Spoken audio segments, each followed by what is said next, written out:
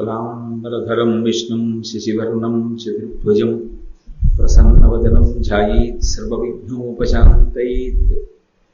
गुरुर्ब्रह्मा गुरुर्विष्णुः गुरुर्देवो महेश्वरः गुरुसाक्षात् परब्रह्म तस्मै श्रीगुरवै नमः। व्यासाय विष्णुरूपाय व्यासरूपाय विष्णवे नमो वै ब्रह्मनिधये वासिष्ठाय नमो नमः। कूजन्तं राम रामीति मधुरं मधुराक्षरम् आरुह्य कविताशाखां वन्दे वाल्मीकिकोकिलम्। श्रुतिस्मृतिपुराणानाम् आलयं करुणालयं नमामि भगवत्पादशङ्करं लोकशङ्करम्। वागर्धाविव सम्पृक्तौ वागर्धप्रतिपत्तये जगतः पितरौ वन्दे पार्वतीपरमेश्वरौ। सुक्तिं समग्रयतु न स्वयमेव लक्ष्मीः श्रीरङ्गराजमहिषी मधुरैः कटाक्षैः। वैदग्ध्यवर्णगुणगुम्भनगौरवैर्यां कण्डूलकर्णकुहराः कवयोधयन्ति। हैमोर्ध्वपुण्ड्रमजहन्मकुटं सुनासं मन्दस्मितं मकरकुण्डलचारुगण्डं बिम्बाधरं बहुलदीर्घकृपाकटाक्षं श्रीवेङ्कटेशमुखमात्मनि सन्निधत्ताम्। विमलपटी कमलकुटी पुस्तकरुद्राक्षशस्तहस्तपुटी कामाक्षी पक्ष्मलाक्षी कलितविपञ्ची विभासि वैरिञ्ची।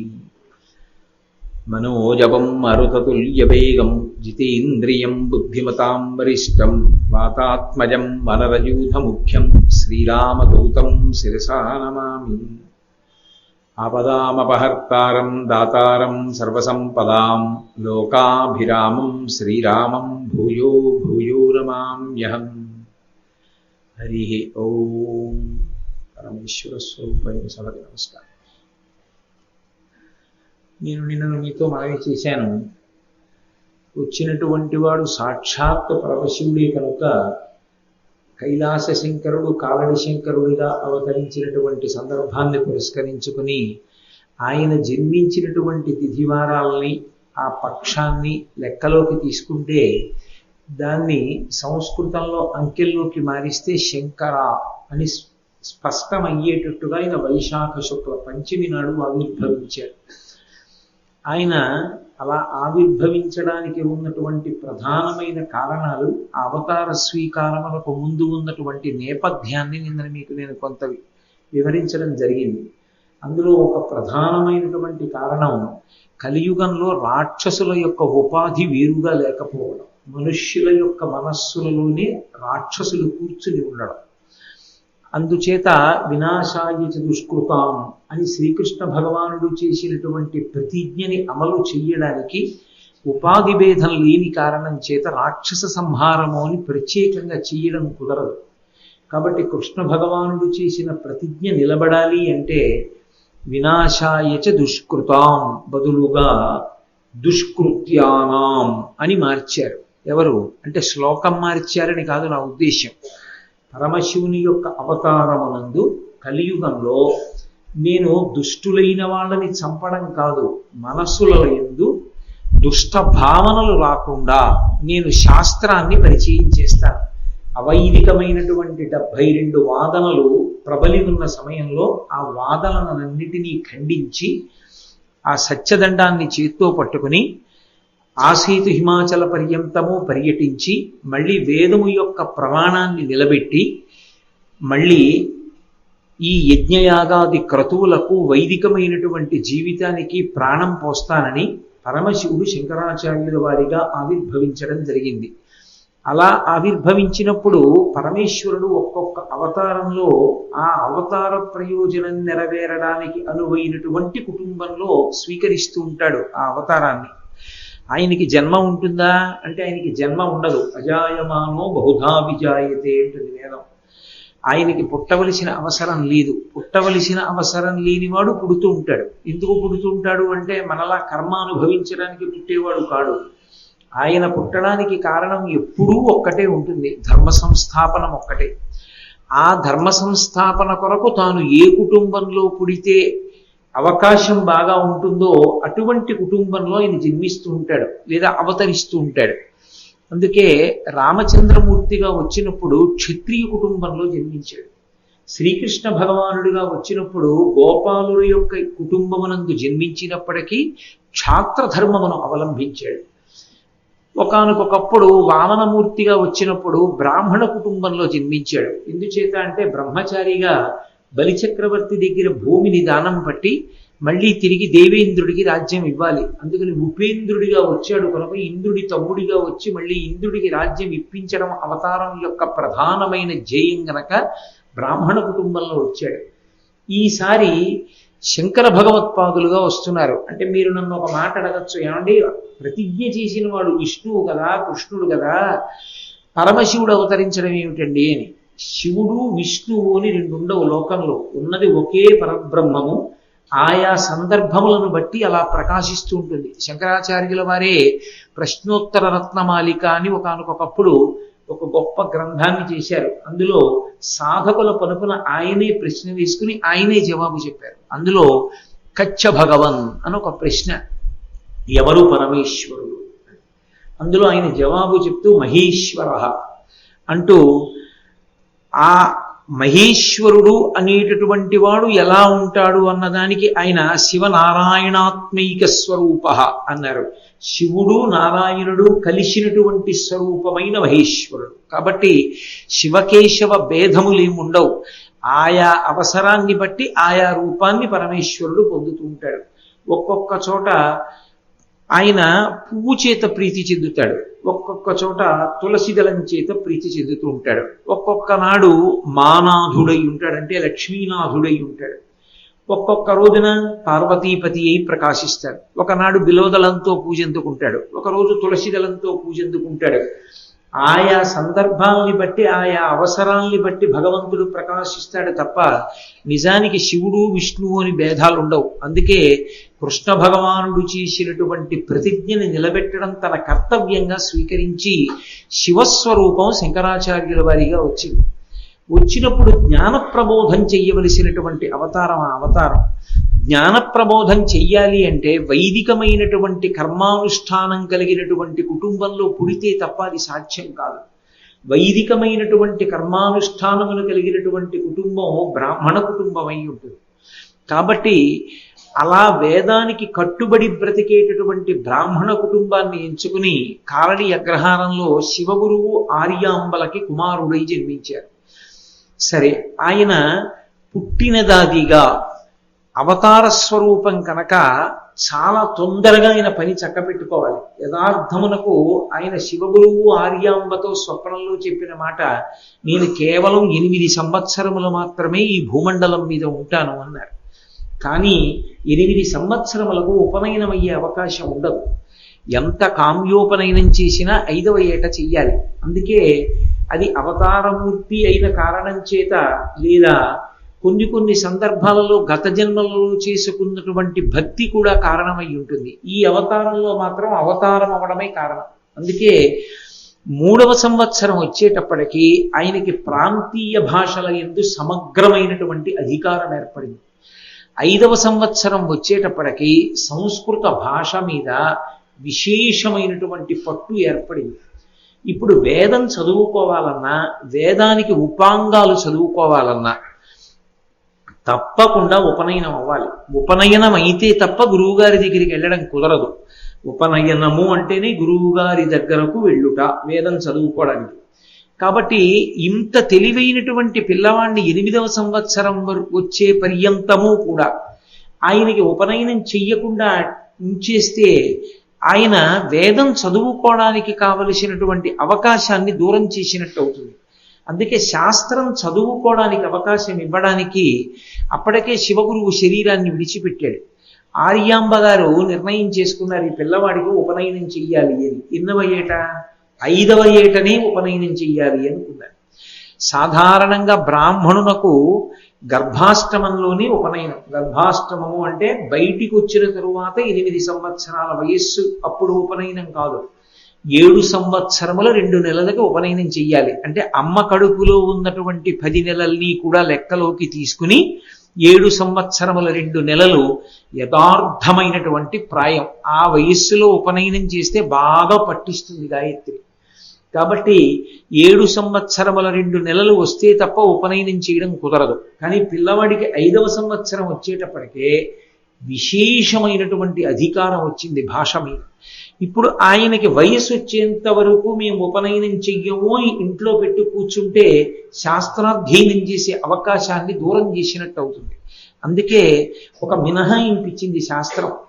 ఒకటి నిత్యోపనయనము అని పిలుస్తారు. నిత్యోపనయనము అంటే సాధారణంగా ఓ బ్రాహ్మణ కుటుంబంలో జన్మించి అందరు పిల్లలు ఎలా పెరుగుతారో అలాగే పెరుగుతూ సామాన్యమైనటువంటి తెలివితేటలుండి నిత్య నైమిత్తిక కర్మానుష్ఠానమును చేసుకుని గాయత్రి యొక్క అనుగ్రహం చేత ధారణాశక్తి పెంపొందడానికి, దుష్టమైనటువంటి భావనలకు దూరంగా ఉండి బ్రాహ్మణ జన్మ తాను 10 విషయాల్ని తెలుసుకుని సమాజం బ్రతకడానికి, సమాజం వైదికంగా ఉండడానికి కావలసినటువంటి ప్రజ్ఞని పంచిపెట్టవలసినటువంటి కర్తవ్యతానిష్టతో కూడుకుని ఉన్నది కనుక అటువంటి అనుగ్రహం గాయత్రీదేవి యొక్క ప్రచోదనం వలన సంభవిస్తుంది కనుక 7 సంవత్సరముల 2 నెలలకి లింగ వివక్ష తెలిసే వయస్సుకి బ్రహ్మచారికి ఉపనయనం చెయ్యాలి అని సిద్ధాంతం.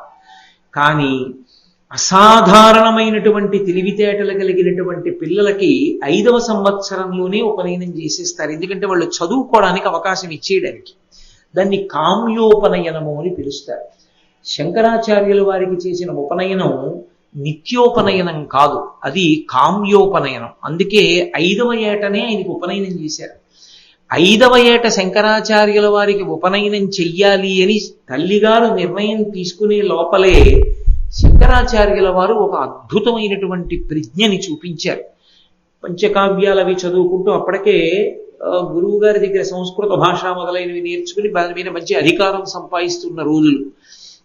5 సంవత్సరముల ప్రాయమున్న పిల్లవాడు. ఆయన తన జీవితంలో మొట్టమొదట చేసినటువంటి స్తోత్రం కనకధార. కనకధార స్తోత్రంలో శంకరాచార్యుల వారి అవతారమునందు వారు ప్రచారం చెయ్యబోయేటటువంటి విషయాలు అన్నీ కూడా ఒక అంకుర రూపంలో అంతర్లీనముగా ప్రవహిస్తూ ఉంటాయి. ఆయన వెళ్ళినది ఒక బ్రాహ్మణి ఇంటికి వెళ్ళారు, ఒక బ్రాహ్మణ కుటుంబం ఇంటికి వెళ్ళారు. అది ద్వాదశి తిథి, ద్వాదశి పారణ తిథి. ఏకాదశి నాడు ఉపవాసం ఉండి ద్వాదశి నాడు ఉపవాస విరమణం చెయ్యాలి. ఏకాదశి ఉపవాసం చేస్తే తప్పకుండా ఇంట్లో ఉసిరికాయ ఉండాలి. ఉసిరికాయ తినడంతోనే ఉపవాసాన్ని విడిచిపెట్టాలి అని ధర్మశాస్త్రం. కాబట్టి కనీసంలో కనీసం ఇంట్లో ఉసిరికాయ ఉండాలి కాబట్టి ఓ ఉసిరికాయ తెచ్చి పెట్టుకున్నాడు ఆ బ్రాహ్మణుడు. అంతక తప్ప ఇంకేమీ లేదా ఇంట్లో. బ్రాహ్మణి ఇంట్లో ఉంది, బ్రాహ్మణుడు ఎక్కడికో వెళ్ళాడు, పాపం ఏమైనా 4 గింజలు దొరికితే ఉడకేసుకోవచ్చు. శంకరాచార్యుల వారు బ్రహ్మచారిగా ఉన్నారు. అప్పటికి ఇంకా ఆయనకి ఉపనయనం కూడా అవ్వలేదు. ఆయన బ్రాహ్మణి ఇంటి ముందుకు వెళ్ళారు. భవతి భిక్షాందేహి అన్నారు. బ్రహ్మచారి కాదు, బ్రహ్మచారి సన్యాసి భిక్షాటనం చేస్తారు కాబట్టి భవతి భిక్షాందేహి అన్నారు. అసలు గృహస్థాశ్రమానికి ప్రయోజనం ఏమిటి? అసలు గృహస్థాశ్రమంలో ఎందుకుంటారంటే బ్రహ్మచారికి సన్యాసికి ఆతిథ్యం ఇవ్వడానికి, అన్నం పెట్టడానికి. బ్రహ్మచారి వచ్చి ఇంటి ముందు నిలబడి భవతి భిక్షాందేహి అని అడుగుతుంటే ఆయనకి పెట్టడన్నం పెట్టలేనటువంటి ఆశ్రమంలో ఎందుకున్నానా అని బాధపడుతున్నటువంటి ఆ పేద బ్రాహ్మణి ఎంతో సంకట స్థితిని పొంది ఇల్లంతా వెతికింది. వెతికితే ఆ ఉసిరికాయ దొరికింది. ఆ ఒక్క ఉసిరికాయ శంకరాచార్యుల వారి జోలిలోకి తీసుకొచ్చి వేసింది. శంకరులు వెంటనే లక్ష్మీదేవిని స్తోత్రం చేశారు. మీ అందరికీ సుపరిచితమైనటువంటి స్తోత్రం ఏది? అదే శంకరాచార్యుల వారి అవతారంలో చేసినటువంటి మొట్టమొదటి స్తోత్రం. వందే వందారు మందారం ఇందిరానంద కందలం అమందానంద సందోహ బంధురం సింధురాననం అంగం హరేహ పులకభూషణమాశ్రయంతి భృంగాంగనేవ ముకుళాభరణంతమాలం అంగీకృతాఖిల విభూతిరపాంగలీలా మాంగల్యదాస్తు మమ మంగళ దేవతాయాః అని పిలుస్తూ లక్ష్మీదేవిని స్తోత్రం చేశారు. లక్ష్మీదేవి శంకరాచార్యుల వారికి దర్శనమిచ్చి ఆవిడంది, శంకర నువ్వు చాలా గొప్ప స్తోత్రం చేస్తున్నావు, నన్ను ప్రార్థన చేశావు, చాలా ప్రీతి చెందాను, నీకు కావాలంటే ఇస్తాను, ఆ బ్రాహ్మణికి ఇవ్వడం కుదరదు. ఏమమ్మా ఎందుకు ఇవ్వవని అడిగారు. గత జన్మలలో ఆవిడ చేసిన పుణ్యకర్మ లేదు, ఆమె చేసిన పుణ్యకర్మ లేదు కనుక ఆమెకి ఇవ్వడం సాధ్యం కాదు. ఇక్కడ మీరు శంకరాచార్యుల వారి సిద్ధాంతాన్ని జాగ్రత్తగా పట్టుకోవాలి. కేవలము కర్మ చెయ్యడం కాదు, కేవలము కర్మ. రమణులు కూడా ఉపదేశసారంలో అదే అంటారు, కర్మ తజ్జడం అంటారు. కర్మ వలన ఫలితం వస్తుంది అనుకుంటే పొరపాటు. అన్ని వేళలా చేసిన పని వలన ప్రయోజనం వచ్చేసేయడమే నిశ్చయం అయితే సత్యనారాయణ వ్రతం చేసుకున్నటువంటి వాళ్ళందరూ పీటల మించి లేచేటప్పటికీ వాళ్ళ కోరికలు తీరిపోవాలి. వాళ్ళ అబ్బాయికి ఉద్యోగం వచ్చేసినటువంటి ఉత్తర్వులు వచ్చేయాలి, వాళ్ళ అమ్మాయికి పెళ్లి కుదిరిపోవాలి. మరి ఎందుకు అవదు? కర్మ వలన కాదు, మీరు చేసిన కర్మ వలన ప్రీతి చెందిన పరమేశ్వరుని యొక్క అనుగ్రహము వలన కార్యము సిద్ధిస్తుంది. ప్రధానమైన మాట ఏది అంటే ఈశ్వరుని యొక్క తృప్తి. ఈశ్వరుడు తృప్తి దేనికి చెందడు అంటే ఈ కర్మ నేను చేస్తున్నానన్న భావనలో అహంకారము పొడసూపితే, నేను తప్ప ఇలా చెయ్యగలిగిన వాడు ఎవరున్నాడు అన్న అహంకారంతో చేస్తున్నాడు అనుకోండి, అందులో భక్తి ముడిపడలేదు.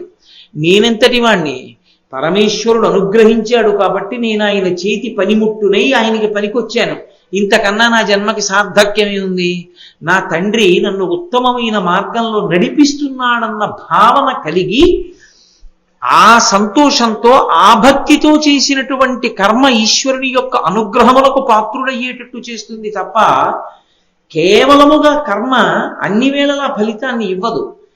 భక్తితో చేసిన కర్మ మాత్రమే అనుగ్రహిస్తుంది. అందుకే శంకరాచార్యుల వారికి దేశిక అని ఒక బిరుదునామేమి దేశిక అని గురువుల్ని పిలుస్తారు. అందుకే మనం తోటకాష్టకం చేస్తున్నప్పుడు భవశంకర దేశికమే శరణం అంటూ ఉంటాం. ప్రతి శ్లోకం చివర కూడా భవశంకర దేశికమే శరణం. శంకర దేశికులు అన్న మాటకు అర్థం ఏమిటి? దేశిక అంటే ఒక దేశమునందున్నవాడు అని ఒక అర్థం. దేశము అన్నప్పుడు ఖచ్చితంగా దిక్కుల మధ్య ఉన్నది అని గుర్తు. దానికి ఎల్లలుంటాయి. తూర్పున బంగాళాఖాతము, పడమన అరేబియా మహాసముద్రము, ఉత్తరమున హిమాలయ పర్వతములు, దక్షిణమున హిందూ మహాసముద్రము, దీని మధ్యలో ఉన్న దేశము. అప్పుడు దానికి ఎల్లలు ఉన్నాయి. తూర్పు, పశ్చిమం, ఉత్తరం, దక్షిణం 4 దిక్కుల్లా ఎంతవరకు పరివ్యాప్తమై ఉన్నది అన్నది చెప్తారు. అది ఒక దేశం. దేశము అంటే ఒక ప్రాంతము. అలాగే దేశము, ఆదేశము, సందేశము, వీటన్నిటినీ దేశమనే పిలుస్తాం. ఉపదేశము, ఇవి ఆజ్ఞా సంబంధం లేదా వార్తని పంపించడం. సందేశము వార్తని పంపించడం. ఉపదేశము అంటే అంటే సమీపమునందు భగవంతుడికి దగ్గరగా వెళ్ళడానికి కావలసినటువంటి ఒక ఉపకరణాన్ని అందించడం ఉపదేశము. దేశిక అన్న మాటకు అర్థం ఏమిటంటే మీరు పరమేశ్వరుణ్ణి చేరుకోవడానికి ఏ మార్గంలో ప్రయాణిస్తే చేరుకోగలరో ఆ మార్గాన్ని వేద విహితంగా వేదములను బాగా చదువుకున్నటువంటి వాడై తాను స్పష్టముగా మార్గమును తెలుసుకున్నవాడై తాను ఏ అయోమయం లేకుండా ఇతరుల అయోమయానికి గురి చెయ్యకుండా భగవంతుణ్ణి చేరుకోవడానికి ఎవరెవరి శక్తిని బట్టి వాళ్ళకి తగిన మార్గాన్ని ఉపదేశించగలిగినటువంటి సమర్థుడైన గురువునకు దేశికుడని పేరు. దేశికుడంటే మార్గమును చూపించువాడు. శంకరాచార్యుల వారి కాళ్ళు పట్టుకుంటే ఏమవుతుంది? శంకర భగవత్పాద. శంకరుల పాదం పట్టుకుంటే భగవంతుని పాదం దొరుకుతుంది. అంటే వారు గురువై పరమేశ్వరుడి చెంతకి చేరుస్తారు. లోకంలో ఒక సంప్రదాయం ఉంది, గురువు ఉండి తీరాలి జన్మకి. గురువు లేని జన్మ అర్ధరహితమైన జన్మ. గురువు ఉండాలి తప్పకుండా. కానీ గురువు లేకపోతే ఏం చెయ్యాలి అని అడిగారు. శంకరాచార్యుల వారి మూర్తిని ఇంట్లో పెట్టుకుని వారిని గురువుగా వరించవచ్చు. ఈయనే మా గురువు గారు అనొచ్చు. అలా అనుమతింపబడింది ఒక్క శంకరాచార్యుల వారి విషయంలోనే, ఇక ఇతరులకు చెల్లలేదు. ఒక్క శంకర భగవత్పాదుల మూర్తిని ఇంట్లో పెట్టుకుని ఈయన మా గురువు గారు అని రోజు గురు బ్రహ్మ, గురు విష్ణు, గురుదేవో మహేశ్వర, గురు సాక్షాత్ పరబ్రహ్మ, తస్మై శ్రీ గురవై నమః అని శంకరాచార్యుల వారికి నమస్కారం చేయడాన్ని ఉపాసనా మార్గాలు అంగీకరించాయి. అందుకని శంకరులు అందరికీ గురువు, అందరికీ గురువు. అందుకే వారికి జగద్గురువు అని ఒక పేరు. జగద్గురువు అన్న మాటని ఎవరు పడితే వాళ్ళు తీసుకొచ్చి తగిలించేసుకోకూడదు. ప్రతి వాళ్ళు తీసుకొచ్చి ఆ పేరుని తగిలించుకునేటంత చౌకబారు పేరు కాదది. ఇవాళ అన్నిటికన్నా తేలికైపోయింది ఏమిటంటే గురు శబ్దాన్ని రకరకాలుగా అన్వయించుకోవడం అలవాటైపోయింది. అలా కాదు. జగద్గురు అన్న మాట ఎవరికి అన్వయం అవుతుందంటే వేదము, వేదాంగములు, పురాణ కావ్యములు అన్నిటి మీద విశేషమైనటువంటి అధికారం ఉండి తాను తన మాటని ప్రపంచంలో ఎక్కడ ఉండనివ్వండి, ఆయనని పట్టుకుని ఆయన మీద గురి పెట్టుకుని అనుసరించినంత మాత్రం చేత తరింప చేయగలిగినటువంటి వాగ్వైభవం ఉన్నవాడై ఉండాలి. ఇక్కడే ఉండక్కర్లేదు, గురువుగారు వెళ్ళరు సముద్రాలు దాటి, శంకరాచార్యుల వారు వెళ్ళలేదు, భారతదేశంలోనే ఉన్నారు. కానీ శంకరాచార్యుల వారి మాట పట్టుకున్నాడు ఎవరో, ఎక్కడో ఏ దేశంలోనో పట్టుకుని శంకరాచార్యుల వారు మా గురువు గారు, అంతే, వారు చెప్పినట్లుగా నేను బ్రతుకుతానన్నారు. శంకరుల మాట పట్టుకుని ఈ జగత్తు యందు ఎక్కడ ఉన్నా నువ్వు తరించిపోవచ్చు. జగత్తులో ఎవరైనా సరే ఆయన చెప్పినట్లు బ్రతకగలిగితే తరిస్తారు. అటువంటి వాగ్వైభవం, అటువంటి మార్గ నిర్దేశకత్వం చెయ్యగలిగినటువంటి వారైతే, అంతటి సమర్థులైతే వారిని దేశిక అని పిలుస్తారు. అందుకని భవశంకర దేశికమే శరణం అని ఆయనకి శరణాగతి చేస్తాం. అటువంటి శంకరాచార్యుల వారు కనకధారా స్తోత్రం చెయ్యడం వచ్చేటప్పటికీ మొట్టమొదట తన జీవితంలో మొట్టమొదట చేసిన స్తోత్రంలో ఆర్షమైనటువంటి ఈ సిద్ధాంతాన్ని ప్రతిపాదన చేశారు. అప్పటి వరకు భారతదేశంలో ఏమైపోయిందంటే, అంతకు ముందు వచ్చినటువంటి కుమరిల భట్టు, మండన మిశ్రుడు వీళ్ళ యొక్క ప్రభావం చేత కర్మ మార్గం అంటే కర్మకి కట్టుబడ్డం అంతే. బడిబట్ట కట్టుకోవడం అంటే బడిబట్ట కట్టుకోవడం, ఇది ఇలా చేయడం అంటే ఇది ఇలా చేయడం, ఎవరి ప్రీతి కొరకు కాదు, ఇది ఇలా చెయ్యాలి కాబట్టి ఇలా చెయ్యాలంతే. కర్మయందు ప్రీతి తప్ప, కర్మయందు ప్రీతి ఎవరి ప్రీతి కొరకు. ఆ లోపం ఎక్కడుందో దాన్ని సవరించారు శంకరాచార్యుల వారు. కర్మని భక్తితో ముడివేశారు, అది పెద్ద మలుపు. అది ఒక్క శంకర భగవత్పాదులు మాత్రమే సాధించారు. అది కనకధారా స్తోత్రమునందు అంతర్లీనం. అందుకే శంకరాచార్యుల వారు చేసినటువంటి స్తోత్రంలో ఒక అద్భుతం ఉంది. ఆయన అమ్మవారిని రకరకాల పేర్లతో పిలుస్తూ, ఆయన దృష్టికోణమునందు అప్పటి వరకు లోకంలో ఒక మౌఢ్యం ఒకటి ఏర్పాటైపోయింది. నా దేవుడు పక్క దేవుడు మా దేవుడితో సమానం కాడు. సనాతన ధర్మంలో వేదం ప్రతిపాదించినటువంటి దేవతా స్వరూపాలే ఎన్నో ఉన్నప్పటికీ ఆ ఒక్క పరమాత్మయే ఇన్ని రూపాలు పొందాడన్నమాట పక్కన పెట్టి, మేము పట్టుకున్న దేవుడే గొప్పవాడు, మిగిలిన వాడు గొప్పవాడు కాదు.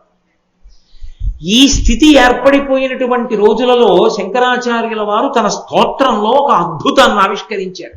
అందుకే గిర్దేవతేతి గరుడధ్వజ సుందరీతి శాకాంబరీతి శశిశేఖర వల్లభేతి సృష్టి స్థితి ప్రళయకేళుష సంస్థితాయై తస్మై నమస్త్రిభువనైక గురోస్తరుణ్యై అంటారు. ఆ లక్ష్మీదేవిని పిలుస్తున్నారు. లక్ష్మీదేవిని ఏ పేర్లు పెట్టి పిలిచారు? గీర్దేవతేతి, వాగ్దేవి, శారద, సరస్వతి ఆవిడే. గీర్దేవతేతి గరుడధ్వజ సుందరీతి, గరుత్మంతుణ్ణి అధిరోహించేటటువంటి శ్రీ మహావిష్ణువు యొక్క ఇల్లాలు లక్ష్మీదేవే. గీర్దేవతేతి గరుడధ్వజ సుందరీతి శాకాంబరీతి, శాకాంబరి ఆవిడే. శశిశేఖర వల్లభేతి, చంద్రరేఖని ధరించేవాడు పరమశివుడు, ఆయన ఇల్లాలు. ఇది సంకుచిత మనస్తత్వం ఉన్న వాళ్ళైతే గుండెలు బాధేసుకుంటారు. అదేమిటండి లక్ష్మీదేవి సరస్వతీదేవి ఎలా, లక్ష్మీదేవి పరమశివుడికి ఇల్లాలు ఎలా, అబ్బెబ్బెబ్బెబ్బే అలా ఎలా కుదురుతుందండి అని. మీకు నేను ఒక యథార్థం చెప్తున్నాను. శంకరాచార్యుల వారు ఈ స్తోత్రం చేసినప్పుడు అమ్మవారు ప్రత్యక్షమైంది అంగీకరిస్తూ. అంటే ఒకే పరతత్వము, ఒకే అమ్మవారు. ఒకడు చదువు కోరుకున్నాడు, తెల్లటి బట్ట కట్టుకుని సరస్వతిగా అనుగ్రహిస్తుంది. అదే తత్వము, అదే శక్తి. ఒకడు మంచి పుష్టిని కోరుకున్నాడు, ఎర్రని బట్ట కట్టుకుని పార్వతీదేవిగా అనుగ్రహిస్తుంది. ఒకడు ఐశ్వర్యాన్ని కోరుకున్నాడు, పచ్చటి బట్ట కట్టుకుని ఆవిడే ఐశ్వర్యాన్ని ఇస్తుంది. లక్ష్మిగా ఉండి సరస్వతినివ్వలేదు, సరస్వతిగా ఉండి లక్ష్మినివ్వలేదు, సరస్వతి లక్ష్ములుగా ఉండి పుష్టినివ్వలేదు అనుకుంటే అంతకన్నా అమాయకత్వం ఇంకోటి లేదు. ఈ భేదాన్ని తొలగిస్తూ స్తోత్రం చేశారు శంకరాచార్యుల వారు. గీర్దేవతేతి గరుడధ్వజ సుందరీతి శాకాంబరీతి శశిశేఖర వల్లభేతి. ఇక్కడ మీకు అనుమానం రావచ్చు, ఏమండి బ్రహ్మగారి ఇల్లాలు గీర్దేవతేతి, శ్రీ మహావిష్ణువు యొక్క ఇల్లాలుగా పోనీ చెప్పుకుంటే ఏదో అలా అనుకున్నాం అనుకోండి. సృష్టికర్త బ్రహ్మగారు, బ్రహ్మగారి ఇల్లాలు గీర్దేవి. ఏదో స్థితికర్త శ్రీ మహావిష్ణువు, శ్రీ మహావిష్ణువు యొక్క ఇల్లాలు గరుడధ్వజ సుందరీతి. శశిశేఖర వల్లభేతి, లయకర్త అయిన పరమశివుని యొక్క ఇల్లాలు. సృష్టికర్త, స్థితికర్త, ప్రళయకర్త చెప్పారుగా, మధ్యలో మళ్ళీ శాకాంబరీతి ఎందుకు వచ్చింది? మళ్ళీ ప్రత్యేకంగా శాకాంబరీతి అని ఎందుకు పిలిచారు?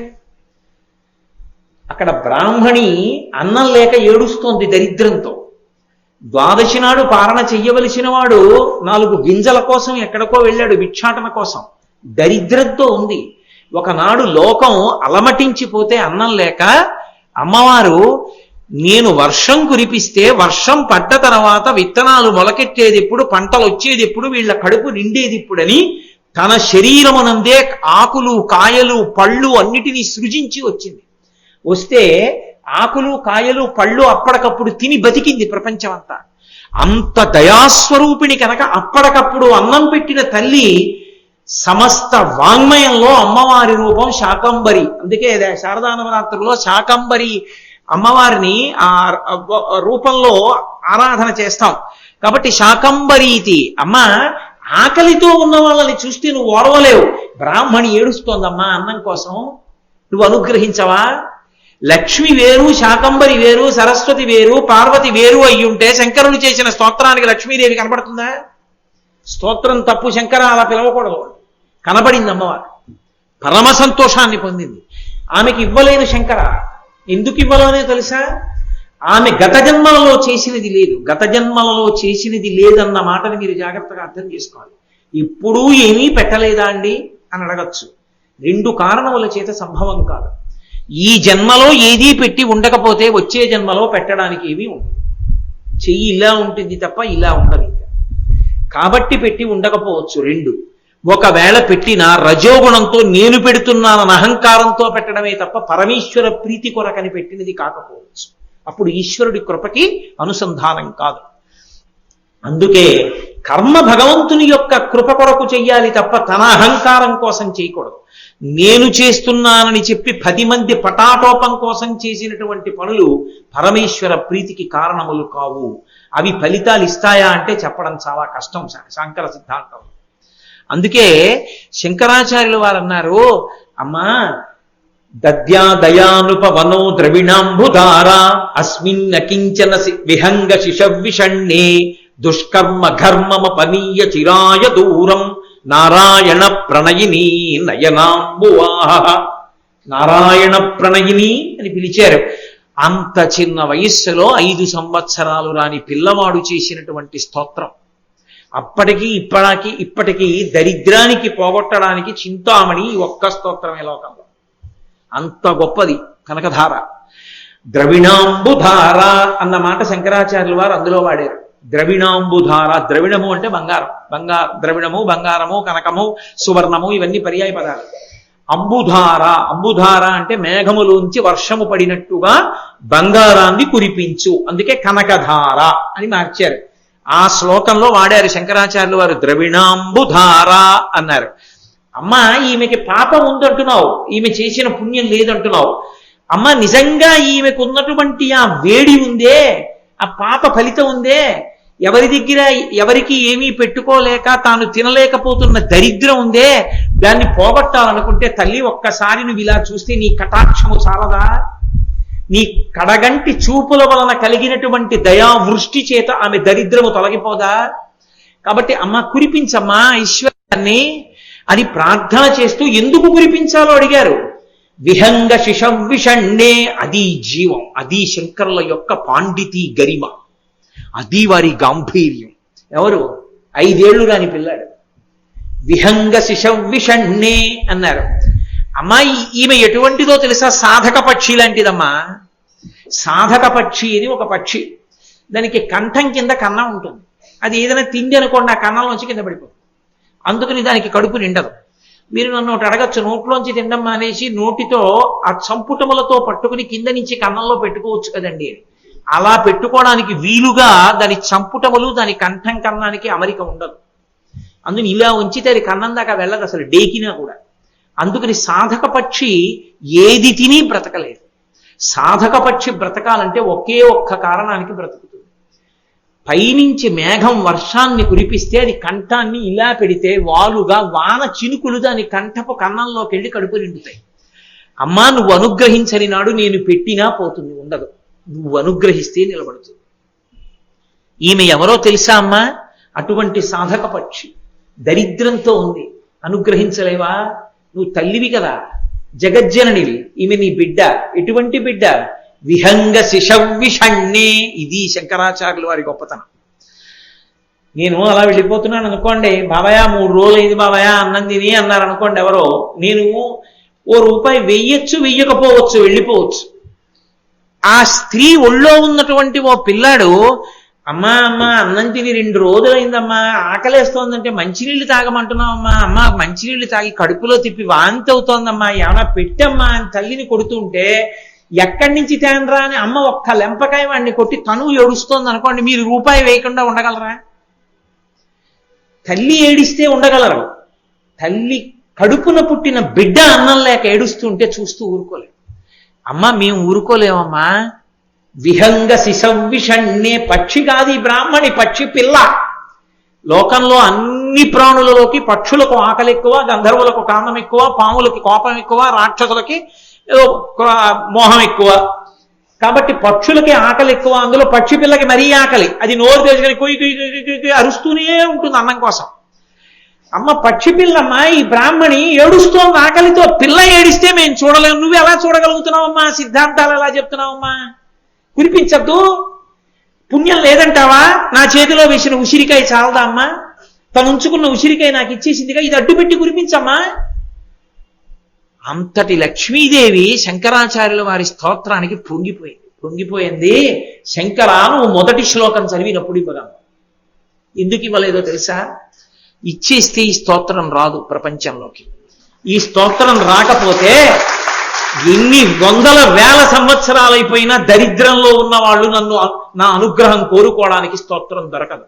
అందుకే నీ చేత స్తోత్రం చేయించాను. ఇప్పుడు కురిపిస్తున్నాను చూడండి. ద్రవిడాంబుధార అని అడిగారు కదా శంకరులు. 1 గంట 45 నిమిషములు పడింది వాన. అన్ని బంగారు ముషిరికలే. 1 గంట 48 నిమిషములు. శంకరాచార్యులు వారి విజయాల్లో శంకర జీవిత చరిత్ర చూస్తే మీకు తెలుస్తుంది.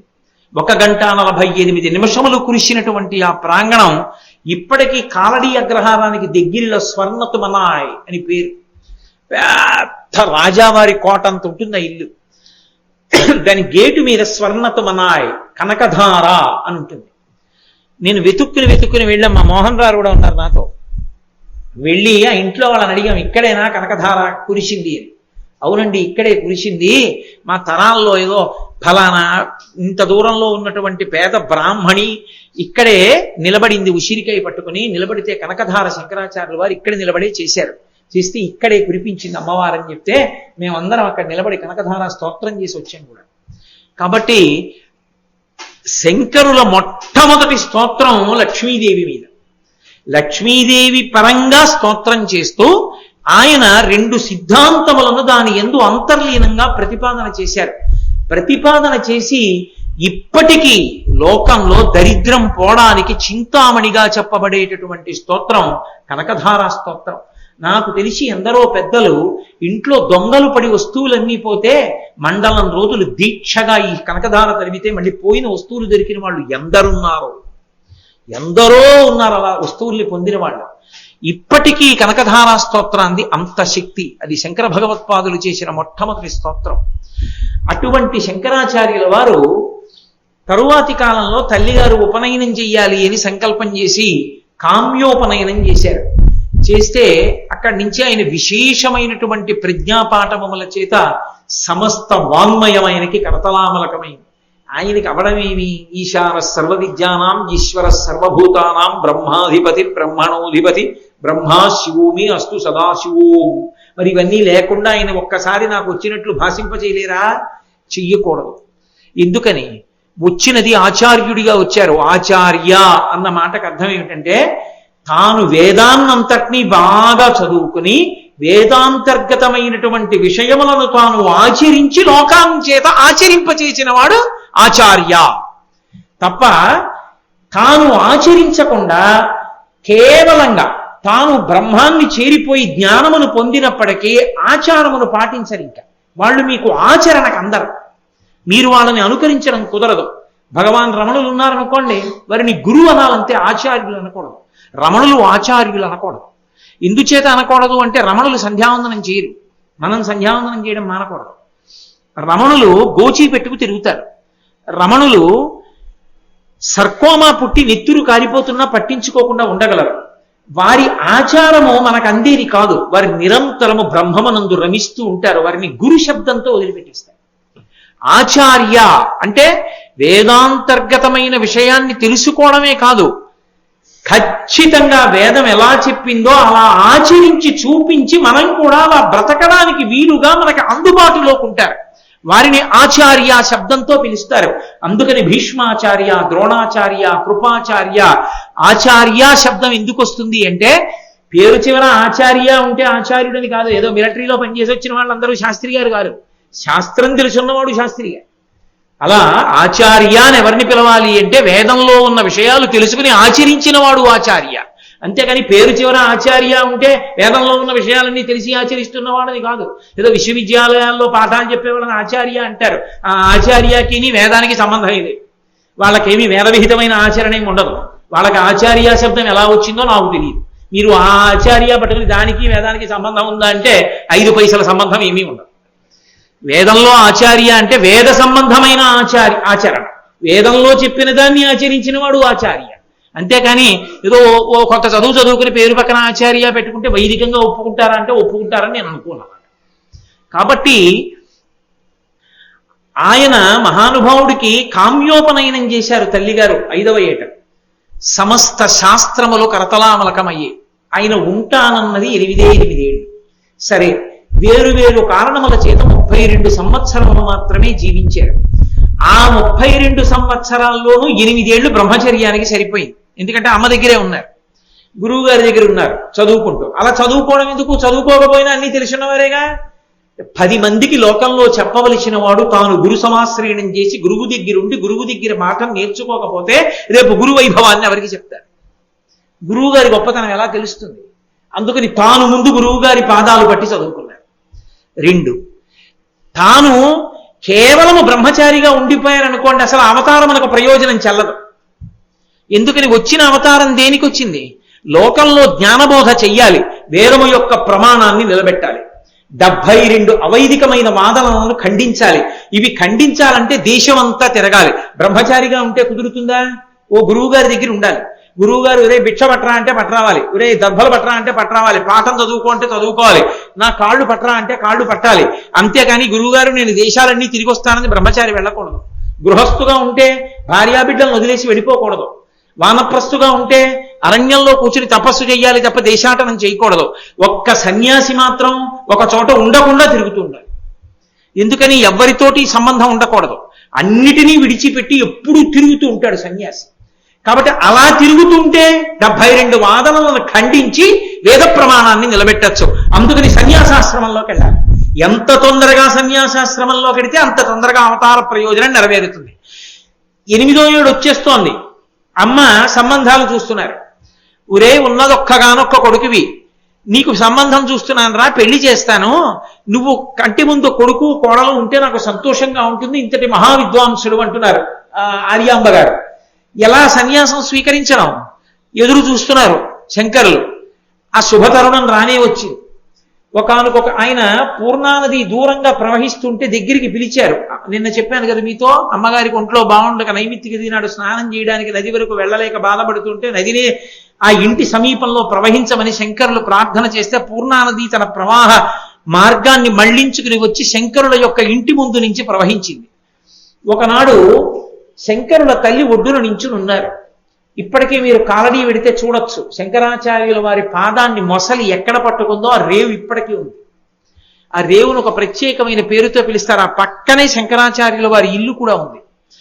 ఆ పూర్ణానదిని శంకరాచార్యుల వారి దగ్గరికి రమ్మని పిలిచినప్పుడే ఆ నది ప్రవాహ వేగాన్ని మార్చుకున్నప్పుడు మధ్యలో ఉన్న కృష్ణుడి దేవాలయం కొట్టుకుపోయింది.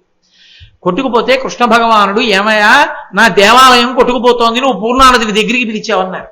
శంకరులు బాలశంకరులు అప్పటికి ఆ కృష్ణుడి విగ్రహాన్ని తీసుకొచ్చి ఆయన యొక్క చిన్న వయస్సులో ఆయన మేధాశక్తిని చూసి పొంగిపోయినటువంటి రాజు ఆయనని ఆదరిస్తే ఆ రాజుని అక్కడ కృష్ణాలయం నిర్మించమని అడిగారు.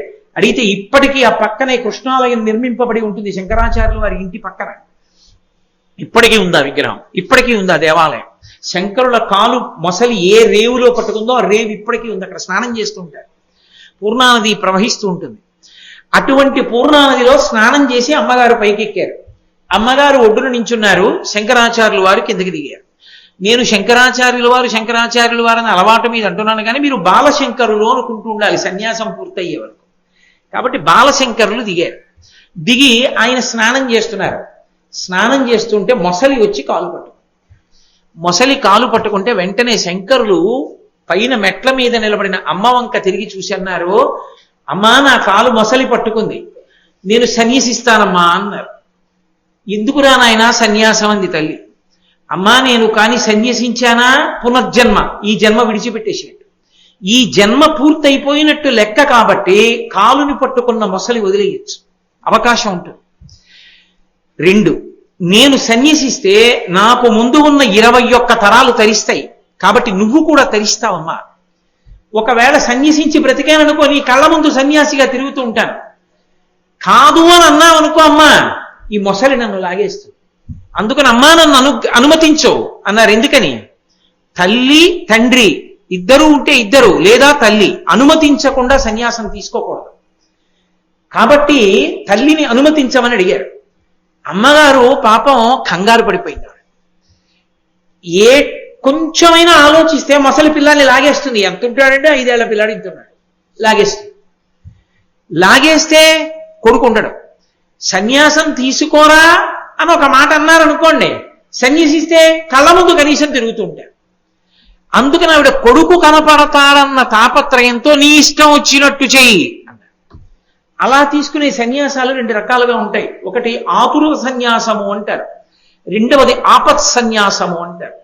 అంటే ఏదో ఇంకా నయం కాదండి ఈ వ్యాధి అని వైద్యులు ప్రకటించేసి మహా అయితే ఇంకొక 20 రోజులు ఉంటారంటే అంతకన్నా ఉండే అవకాశం లేదు, మీకు ముఖ్యమైన వాళ్ళు ఎవరైనా ఉంటే పిలిపించేసుకోండి, అనవసరమైన బాధ పెట్టడం, ఈ వైద్యశాలలో ఉంచడం, ఇంటికి తీసుకెళ్ళి ఉంచేసేయండి, పాపం ఏదో ఆయనకి కావలసినవి పెట్టేసేయండి, ఎలాగో ఉండడు 20 రోజుల్లో అన్నారు అనుకోండి. అప్పుడు కూడా కావలసినవి తినేద్దామని తాపత్రయం కొంతమందికి ఉంటుంది. 20 రోజుల్లో వెళ్ళిపోతాం కదా, దిక్కుమాల శరీరం, ఇన్నాళ్ళు దీంతో వేతన పడ్డాను అయిపోయింది, ఇంకా వెళ్ళిపోయే బుద్ధి ఏమిటి, శరీరంతో తాపత్రయం, బంధువులతో తాపత్రయం అని విశేషమైన వైరాగ్యం వస్తుంది కొంతమందికి.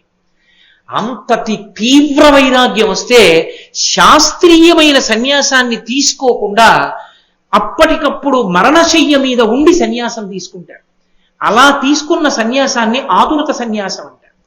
ఆపత్ సన్యాసము అని ఒక సన్యాసం ఉంటుంది. అంటే అకస్మాత్తుగా ప్రమాదం వచ్చి పటమరించేసింది అనుకోండి, ఇదిగో ఇప్పుడు శంకరాచార్యులు వారి కాళ్ళని మొసలు పట్టేసుకున్నట్టు, ఇంకా బతుకుతానో బతకతో అన్న సందిగ్ధం వచ్చింది అనుకోండి, సన్యాసం తీసేసుకుంటారు. సన్యస్తోహం, నేను సన్యసించాను అని అరుస్తారు. అరిచి దానికి ఒక ప్రత్యేకమైన మంత్రభాగం ఉంటుంది, ప్రేక్షమంత్రం, ఆ మంత్రాన్ని పఠిస్తారు.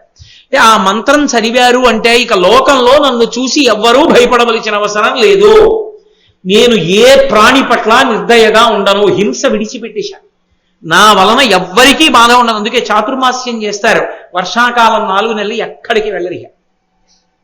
ప్రాణులు పుడుతూ ఉంటాయి, తమ పదఘట్టనల చేత మరణిస్తాయి, కాబట్టి ఎక్కడికి వెళ్ళరు, ఉండిపోతారు చాతుర్మాస్యానికి, ఏదో ఒక ఊళ్ళో ఉండిపోతారు.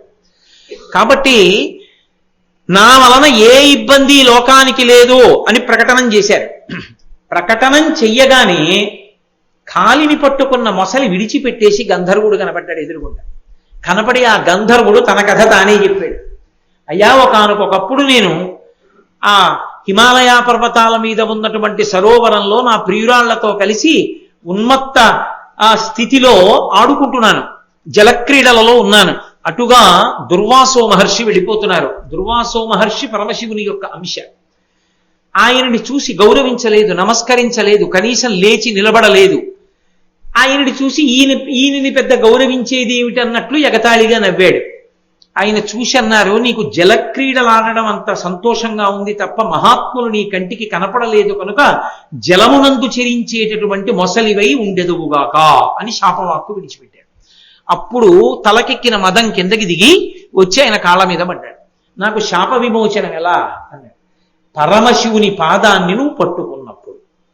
పరమశివుడి పాదం నాకెందుకు దొరుకుతుంది మొసలిగా ఉంటే నీళ్లలో అన్నాడు. నువ్వు పట్టుకోవడం అంటే నువ్వు వెళ్ళి పట్టుకోక్కర్లేదు, శివపాదములే నీ దగ్గరికి వస్తాయి. ఒకనాడు నీ దగ్గరికి శివుని యొక్క పాదములు వస్తాయి, ఆ పాదాన్ని పట్టుకుంటావు, నీకు శాప విమోచనం. చాలా సంతోషం అన్నాడా, మొసలై పడున్నాడు పూర్ణానదిలో. బాలశంకరులు కాలు పెట్టారు. బాలశంకరులు అంటే కైలాస శంకరుడే, అందుకే ఆయన కాలు పెట్టారంతే మొసలి ఆ పట్టుకున్న కాలు విడిచిపెట్టేసి గంధర్వుడై వెళ్ళిపోయింది. ఆయన కాలు మొట్టమొదటిసారి పట్టుకున్నది ఏది ఉందో దానికి శాప విమోచనం అయిపోయింది. ఆయన బ్రహ్మచారి కదూ, చిన్నవాడు, అప్పటి వరకు ఆయన కాళ్ళు ఎవరు పట్టుకుంటారు, ఎవరు పట్టుకోరు. అదొక కారణం ఆయన బ్రహ్మచారిగా ఉండకపోవడానికి. బ్రహ్మచారిగా ఉంటే ఎవరు పెద్దరికాన్ని అంగీకరించారు, పిల్లాడికి నోరు మొయ్యి అంటారు. అదే సన్యాసి అయితే గృహస్థులందరూ ఆయనకి నమస్కరించారు. పైగా ఒక నియమం ఉంది, గృహస్థు సన్యాసికి ఏమొచ్చన్నది పక్కన పెట్టేయండి, సన్యాసి కనబడితే నమస్కరించి తీరాలంతే. సన్యాసి ఎవరికి నమస్కరించాలి? ఇద్దరు సన్యాసులు కలుసుకున్నారు అనుకోండి, ఏ సన్యాసికి నమస్కరించాలి? అసలు నమస్కరించవలసిన అవసరం ఏముందండి? ఇద్దరు పక్క నుంచి పోతే మీకేడు గొడవ అంటారేమో. శాస్త్రం ఒకటి ఉంది కదా, గౌరవించవలసిన అవసరం ఒకటి ఉంది కదా. ఎవరికి నమస్కారం చేయాలి అంటే ఇద్దరిలో ఎవరు ఎక్కువ చాతుర్మాస్యములు చేస్తారో వాళ్ళకి రెండవ వారు నమస్కారం చేయాలి. అందుకే పరమాచార్య సశరీరులై ఉన్న కాలంలో ఆయనకి నమస్కరించేవాడు ఆయన నమస్కరించవలసిన వాడు ఈ భూమండలంలో ఇంకొకడు లేడు. 13వ ఏట సన్యాసం తీసుకుని 100వ ఏటకి 87 చాతుర్మాస్యాలు చేశారు. 87 చాతుర్మాస్యములు చేసిన సన్యాసి వేరొకడు లేడు. అందుకే పరమాచార్య నమస్కరించేది భగవంతుడికే తప్ప ఆయన నమస్కరించడానికి వేరొక మనిషి లేకుండా పోయాడు. అందుకే ఒకానొకప్పుడు ఆయన చెప్పుకున్నారు చమత్కారంగా, నేను ఈ యుగంలో పుట్టాను కాబట్టి అదృష్టం, నేను రాముడికి నమస్కరిస్తున్నాను, నేను త్రేతాయుగంలో పుట్టుంటే నాకు అదృష్టం ఉండేది కాదన్నారు. ఎందుకంటే రాముడు నరుడిగా నడిచి ధర్మాన్ని చూపించాడు కాబట్టి, సన్యాసి కాబట్టి పరమాచార్యాక ఆయనే నమస్కరిస్తాడు. కలియుగంలో పుట్టాను కాబట్టి రాముడికి నమస్కారం చేసుకుంటున్నానని చెప్పుకున్నారు ఆయన. కాబట్టి సన్యాసులు ఒకరికొకరు నమస్కరించుకోవడానికి కూడా ఒక సిద్ధాంతం ఉంటుంది, ఒక ధర్మం ఉంటుంది. కాబట్టి ఇప్పుడు ఆయన పాదమును పట్టుకున్నటువంటిది, నేను సన్యాసమును తీసుకున్నాను అని అనగానే ఆయన కాలు పట్టుకున్న మొట్టమొదటి ప్రాణి ఒక మొసలి. ఆ మొసలి వెంటనే గంధర్వుడైపోయింది, శాప విమోచనం అయిపోయింది. అందుకే ఆయనకి భగవత్పాద అని పేరు. ఆ పాదములను తర్వాత ఎంతమంది పట్టుకున్నారో అందరూ భగవంతుణ్ణి చేరిపోయారు. అసలు శంకరాచార్యుల వారి అవతారంలో మొట్టమొదట ఆయన పాదం పట్టుకున్న దగ్గర నుంచి విడుదల ప్రారంభం. ఆయన పాదములు పట్టి బంధనంలో పడ్డవాడు లేడు, ఆయన పాదాలు పట్టిన ప్రతివాడు విడుదలే. అదే శంకర విజయం. అందుకే జై జయ శంకర హర హర శంకర, ఎక్కడికి వెళ్ళినా రెండు మాటలే. అటువంటి శంకరాచార్యులు వారు ఒడ్డుకొచ్చారు. ఒడ్డుకొస్తే అమ్మగారు అన్నారు, రారా ఇంటికి వెళ్ళిపోదాం అన్నారు. పిచ్చి తల్లి కదూ, తల్లి ప్రేమ అంటే ఆయన అన్నారు, అమ్మా ఎక్కడికి వెళ్ళిపోతాను, నాకు ఆకలేసి ఏ ఇంటి ముందు నిలబడి భవతి భిక్షాందేహి అంటే నా జోలిలో అన్నం వేసినటువంటి ప్రతి తల్లి నా అమ్మ. నాకు పాఠం చెప్పి నాకు సన్మార్గం చూపించిన ప్రతి గురువు నా తండ్రి. నాకు ఒక మంచి భార్య ఉందమ్మా ఇప్పటికే. ఎవరో తెలుసా భార్య? సన్యాసిని కనుక ఇప్పుడు నాకు శాంతి భార్య. కాబట్టి వసుధైవ కుటుంబకం, నాకు ఈ 3 లోకములు నా కుటుంబమే. కాబట్టి అమ్మాయికి ఇంటికి రావడం కుదరదు, సన్యసించాను కదూ వెళ్ళిపోతున్నాను. అమ్మంది ఏడిచి, రే ఒక్కగానొక్క కొడుకు సన్యసించి వెళ్ళిపోతున్నావే, కళ్ళ ముందు ఉంటావని తాపత్రయపడ్డాను. మీ తండ్రి గారా శరీరం విడిచిపెట్టారు, నువ్వా వెళ్ళిపోతున్నావు, పెద్దదాన్ని అయిపోయాను, ఎలాగరా అంది. అంటే ఆయన అన్నారు, అమ్మ బెంగ పెట్టుకోకు, నీకు అవసాన కాలం ఏర్పడినప్పుడు నన్ను స్మరించు, నేను ఎక్కడ ఉన్నా నీ దగ్గరికి వస్తానమ్మా అని వరం ఇచ్చారు. శంకరాచార్యుల వారు అమ్మగారికి ఇచ్చినటువంటి వరానికి వచ్చారు. ఎందుకో తెలుసా అండి? మీరు బాగా గుర్తించవలసిన విషయం ఒకటి ఉంది. ఈ దేశంలో అత్యంత పూజనీయమైన స్థానము అన్న దాంట్లో తిరుగులేని స్థానం ఏదైనా ఉంటే తల్లి ఒక్కటే. తల్లికి పూజనీయత ఏ చోట తగ్గదు. కొడుకు సన్యాసం తీసుకుని పీఠాధిపతి అయ్యాడు అనుకోండి, పీఠాధిపతిగా కొడుకు కూర్చుంటే తండ్రి దర్శనానికి వచ్చాడు అనుకోండి, తండ్రి కొడుక్కి నమస్కారం చేసి వెళ్ళాలి, కొడుకు లేచి నిలబడక్కర్లేదు. తల్లిగారు వస్తున్నారనుకోండి, మామూలుగా కాదు, పరమ ఆదర బుద్ధితో లేచి నిలబడి అమ్మకి నమస్కారం చెయ్యాలి. ఇంకా విచిత్రం ఏమిటో తెలుసా? సన్యాసం తీసేసుకున్నాడు అనుకోండి తండ్రి, అంటే అంతకుముందు పెళ్ళయింది, కొడుకున్నాడు, తండ్రి ఏ కారణానికో సన్యాసం తీసుకున్నాడు. ఆ తండ్రి సన్యాసం తీసుకున్న తర్వాత కొంతకాలానికి శరీరం విడిచిపెట్టాడు. కొడుకు 11 రోజులు కార్యక్రమాన్ని చెయ్యకూడదు, 11వ రోజు కానీ 12వ రోజు కానీ ప్రత్యేకమైన ఒక్క కార్యక్రమాన్ని చేస్తాడంతే. ఇక మిగిలిన కార్యక్రమాన్ని చెయ్యకూడదు. అదే సన్యసించిన వ్యక్తి ఉన్నాడు అనుకోండి, తల్లి కానీ తండ్రి కానీ శరీరం విడిచిపెట్టారని తెలిసిందనుకోండి, ఉత్తర క్షణం ఏ బట్టలతో ఉన్నాడో ఆ బట్టలతో వెళ్ళి స్నానం చేయాలి. తల్లి తండ్రి ఇద్దరి విషయంలో స్నానం. బ్రతికున్నప్పుడు తండ్రి దర్శనానికి వస్తే కొడుకు లేచి నిలబడక్కర్లేదు, నమస్కారం చెయ్యక్కర్లేదు, తండ్రే కొడుక్కి చేసి వెళ్ళాలి. తల్లి సన్యసించినప్పటికీ కూడా తల్లి కనబడితే మాత్రం పరమ ఆదర బుద్ధితో లేచి నిలబడి నమస్కరించాలి. అందుకే మహానుభావుడండి సన్యాస ధర్మాన్ని రాశీభూతంగా ఆచరించి చూపించిన మహాపురుషులు పరమాచార్య ఒకనకొకప్పుడు సంచారం చేస్తుంటే ఆయన్ని చూడాలని వచ్చారు మహాలక్ష్మమ్మ గారు తల్లి. ఆయన అనుగ్రహ భాషణం చేస్తూ ఇలా చూశారు, అమ్మగారు కనబడ్డారు. వెంటనే లేచి నిలబడి నమస్కారం చేశారు. రెండవ రోజు చూశారు, మళ్ళీ తడిగి చాటున అమ్మగారు కనబడ్డారు. అయిపోయింది కార్యక్రమం. ఎవ్వరికీ చెప్పలేదు, మనం ఈ ఊరు విడిచిపెట్టి వెళ్ళిపోతున్నామని వెళ్ళిపోయారు. ఎందుకంటే అమ్మని అదే పనిగా తాను చూసినా, తనని అమ్మ చూసినా మళ్ళీ పూర్వాశ్రమ అనుబంధాలు గుర్తొస్తాయని వెళ్ళిపోయారంతే ఆ ప్రదేశం విడిచిపెట్టి. ఆఖరికి అవతార పరిసమాప్తి చేస్తూ విదేహముక్తికి వెళ్ళిపోతూ శరీరం వదిలిపెట్టే ముందు కూడా అమ్మగారి యొక్క ఆ చిత్తరువు తెప్పించుకుని అమ్మ వంక ఒక్కసారి కన్నులతో పూర్తిగా సంతోషంగా చూసి, కలవై వంక చూసి నమస్కరించి శరీరం వదిలిపెట్టారు. అమ్మని మించినటువంటి పూజనీయమైనటువంటి స్వరూపం లోకంలో ఇంకొకటి లేదు. అన్ని వేళలా పూజింపబడవలసిన స్వరూపం ఏదైనా ఉంటే అమ్మ ఒక్కతే. సన్యాసి కూడా, పీఠాధిపతి కూడా తల్లిని గౌరవించి పూజించి నమస్కరిస్తాడు. ఇక సామాన్యుడి విషయం చెప్పవలసిందే ఉంది. ఆర్షధర్మమునందు తల్లిని గౌరవించడం, తల్లి పట్ల మర్యాదతో ఉండడం అన్నదానికి అంత పెద్ద పీట వేశారు. శంకరాచార్యుల వారు కేవలం అవతార స్వీకారం చేయడం కాదు, తల్లి పట్ల ఎంత గౌరవంతో ఉండాలో మనకందరికీ కూడా తన ఆచరణ చేత బోధించి చూపించారు. చిట్ట చివర తల్లిగారి ప్రాణోత్క్రమణం అవుతుంటే శంకరాచార్యుల వారిని స్మరిస్తే వచ్చారు.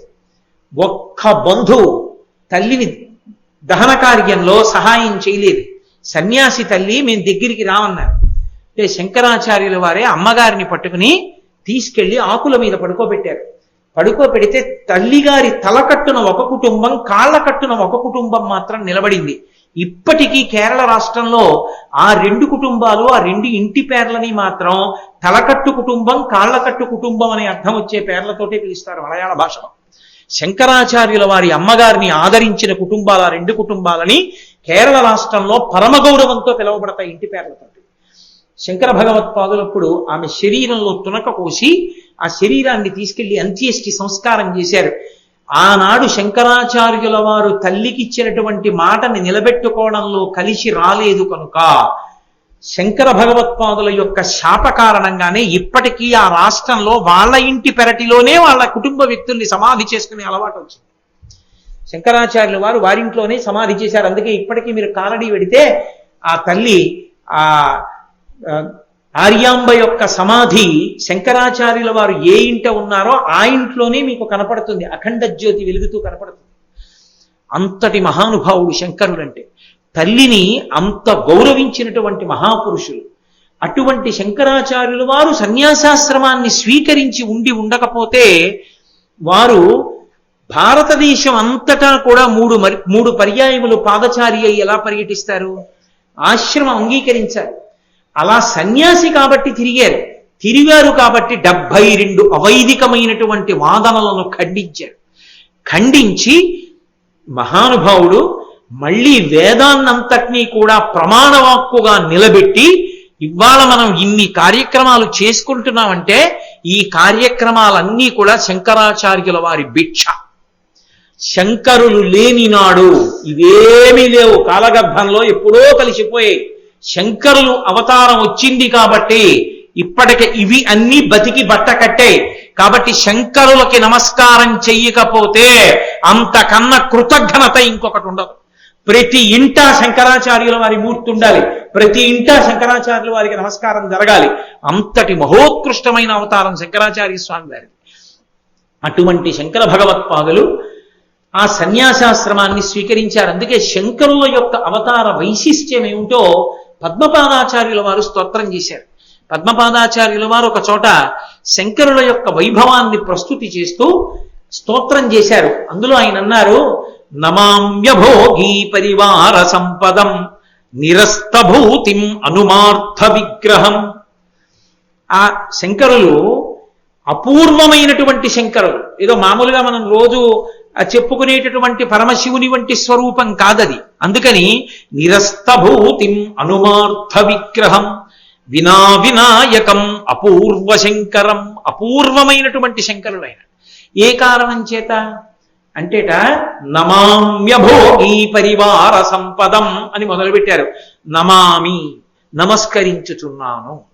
పద్మపాదాచార్యుల వారు శిష్యులు, శంకరాచార్యుల వారు గురువు.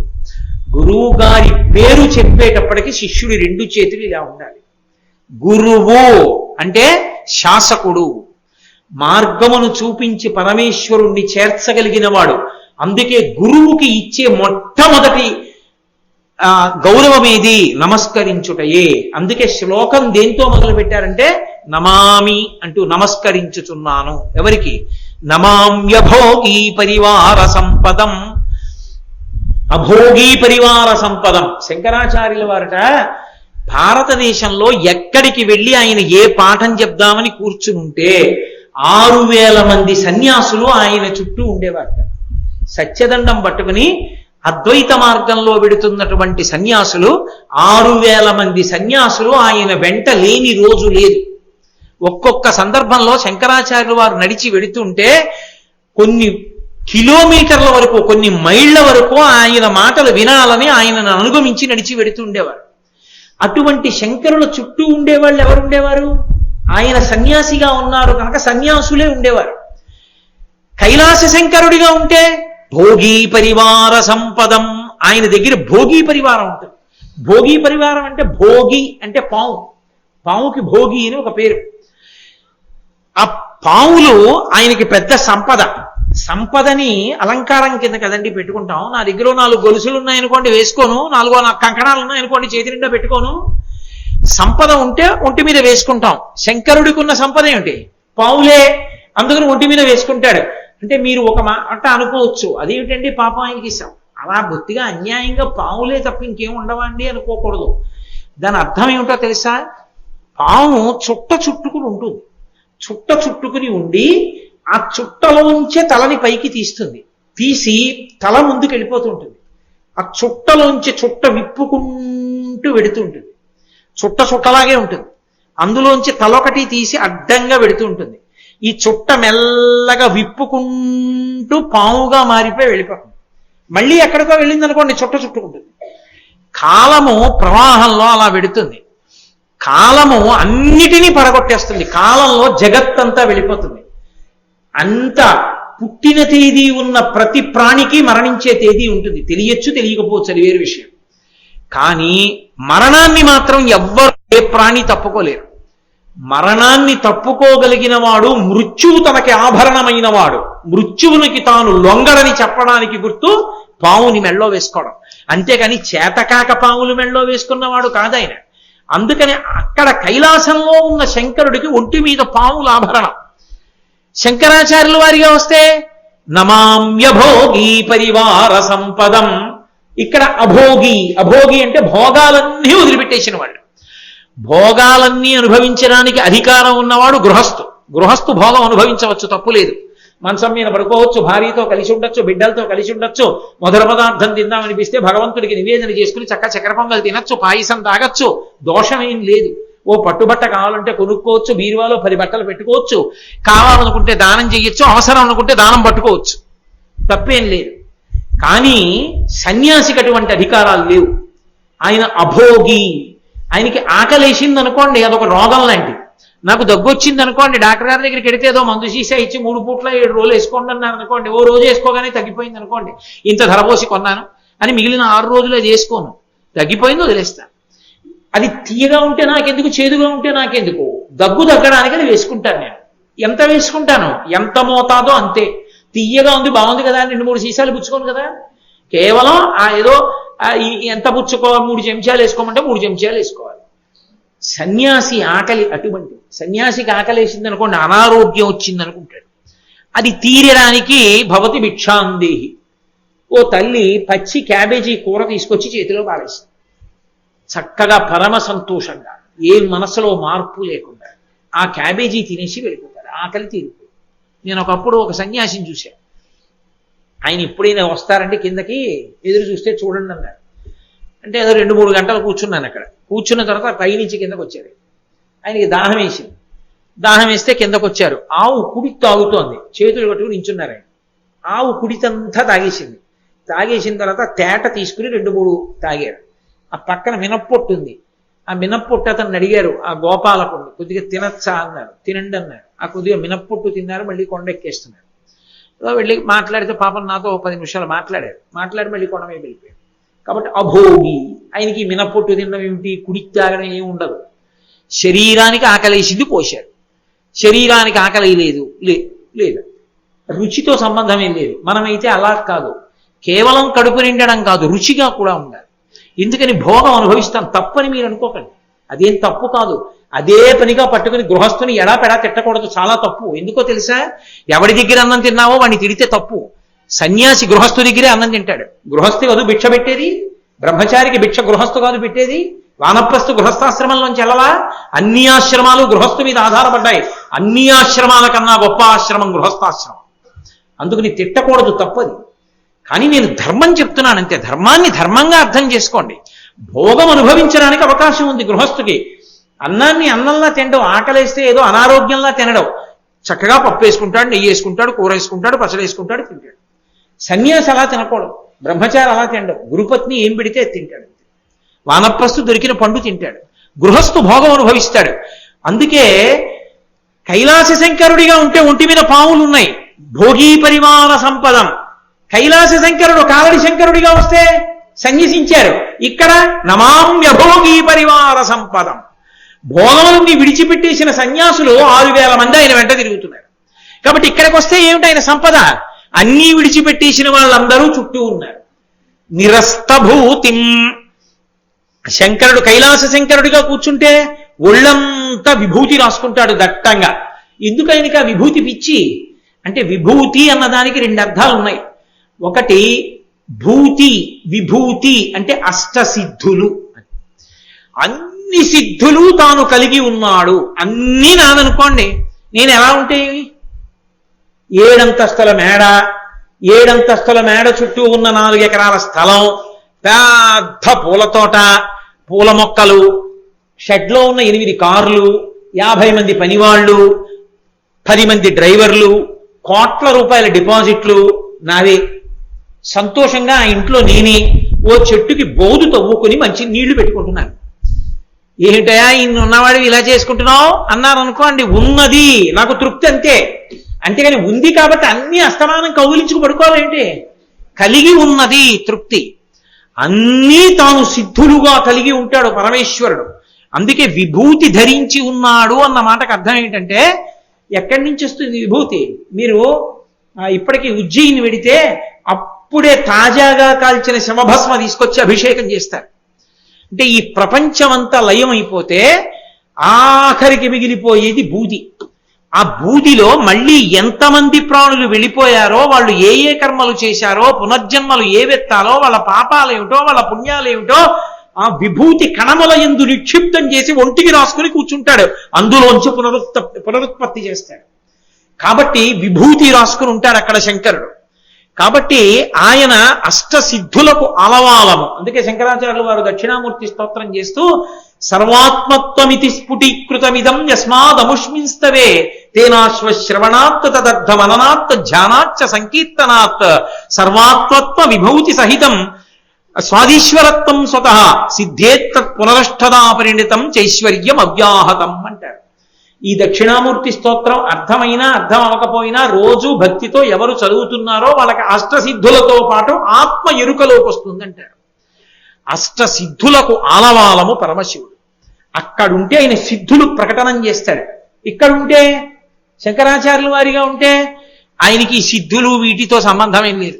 ఈ ఐశ్వర్యాలు, సృష్టి, స్థితి, లయ ఇవి చేసేవాడు కాదు. జ్ఞానం ఒక్కటే పంచిపెడుతూ ఉంటాడు. అందుకే నిరస్తభూతిం అనుమార్థ విగ్రహం. అక్కడుంటే ఉమార్థ విగ్రహం, అర్ధనారీశ్వరుడై ఎడంచేతి పక్కన అమ్మవారు ఉంటుంది, కుడి చేతి పక్కన పరమశివుడై ఉంటాడు. తెలుపు ఎరుపు కాంతులతో ఇద్దరూ కలిసి ప్రకృతి పురుషులై అర్ధనారీశ్వర స్వరూపంతో ఉంటారు. ఇక్కడ ఉంటే అనుమార్థ విగ్రహం, సన్యాసి. స్త్రీ స్పర్శ కూడదు, అందుకే పల్లకి కూడా ఆడవాళ్ళు పట్టుకోకూడదు. వైదికం అంటే వైదికమే, అంతేకాని అవైదికం అన్న మాటకు అర్థం అదే. పల్లకీ సేవ చేస్తామండి, ఆడవాళ్ళం కూడా పట్టేసుకుంటామంటే వేదాన్ని తిరస్కరించారని గుర్తు. దానికి అర్థం లేని సిద్ధాంతాలు అవన్నీ. వైదికం అంటే వేదం ఎలా చెప్పిందో అలాగే. పల్లకీ పట్టుకోవడం అంటే మగవాళ్ళే.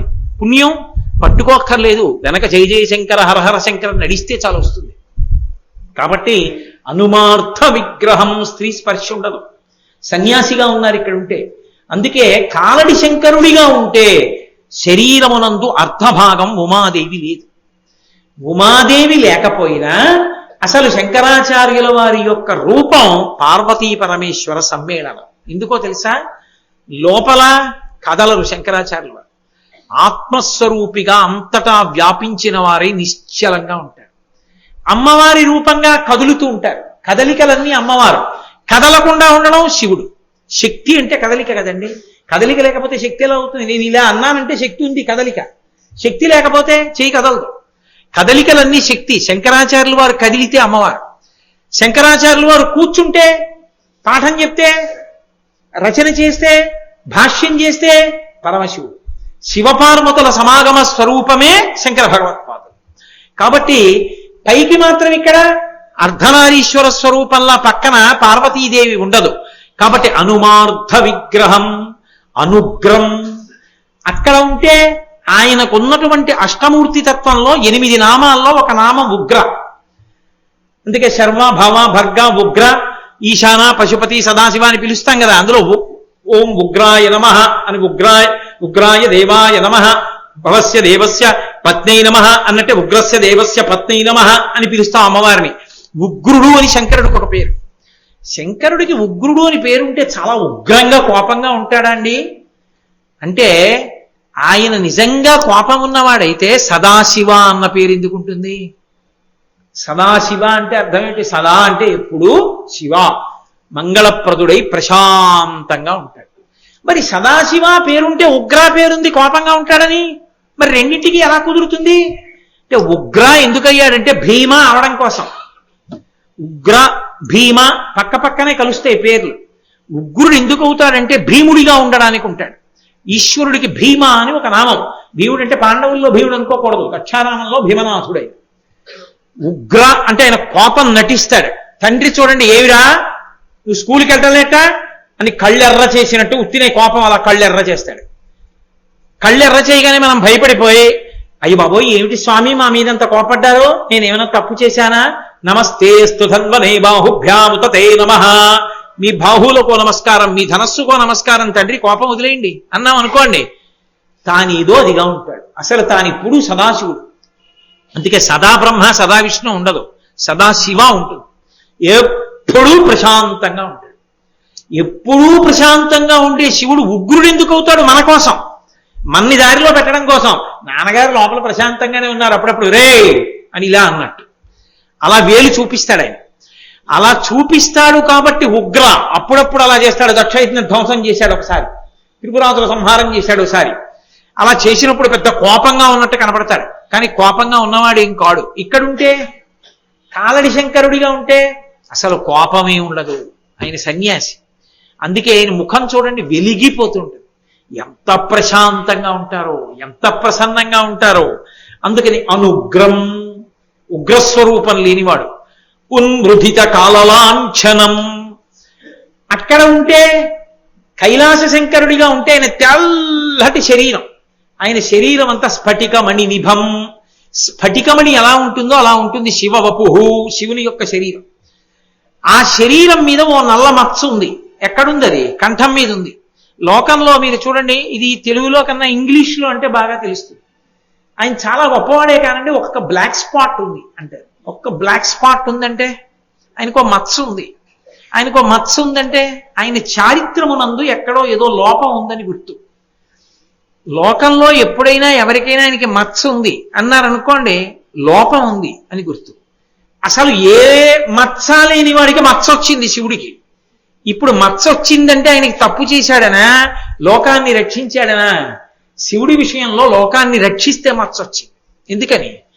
మిగిలిన వాళ్ళందరూ హాలాహలం చూసి పారిపోతుంటే శంకరుడు ఒక్కడే తన చుట్టుంచుర సంఘములు జయధ్వానంబుతో బొబ్బిడం ఘనగంభీరంబుతో చిముడు లోకద్రోహి ఇంపోకు రమ్మని కెంగీల తెమల్చి కూర్చి కడిగానంకించి జంబూఫలంబన సర్వంకషమన్ మహావిషమును ఆహారించే హేలాగతి. ఆ హాలాహలానికి ఎదురెళ్ళి చేత్తో పట్టుకుని కడియ చేసి దాన్ని తీసి నోట్లో పెట్టుకుని మింగుతుంటే, అరే ఉదరము లోకంబులకును సదనంబగుటెరిగి శివుడు చటుల విషాగ్నిన్ కుదురుకుని కంట బిలమన పదలెంబుగా నిలిపే సుట్ల పలరసము క్రియన్. మింగేస్తే కడుపులో పెడితే లోకాలు పోతాయని పైకి వదలకుండా లోపలికి పెట్టకుండా కంఠంలో పెట్టుకుంటే ఆ విష ప్రభావం చేత తెల్లని శంకరుడి కంఠం మీద నల్లటి మచ్చ వచ్చింది. అక్కడ నల్లటి మచ్చ ఉంది కైలాస శంకరుడిగా. కారణి శంకరుడిగా ఉంటే ఒక్క మచ్చ లేదు ఆయనకి. ఒక్క మత్సలేని వాడు ఎవరైనా ఉంటే మా స్వామి శంకర భగవత్పాదులే. అందుకే ఉన్మృధిత కాలలాంఛనం. కాల అంటే సంస్కృతంలో నలుపు. ఉన్మృధిత తొక్కేశాడు, అది లేదు. అంటే ఏంటి? He without any black spot.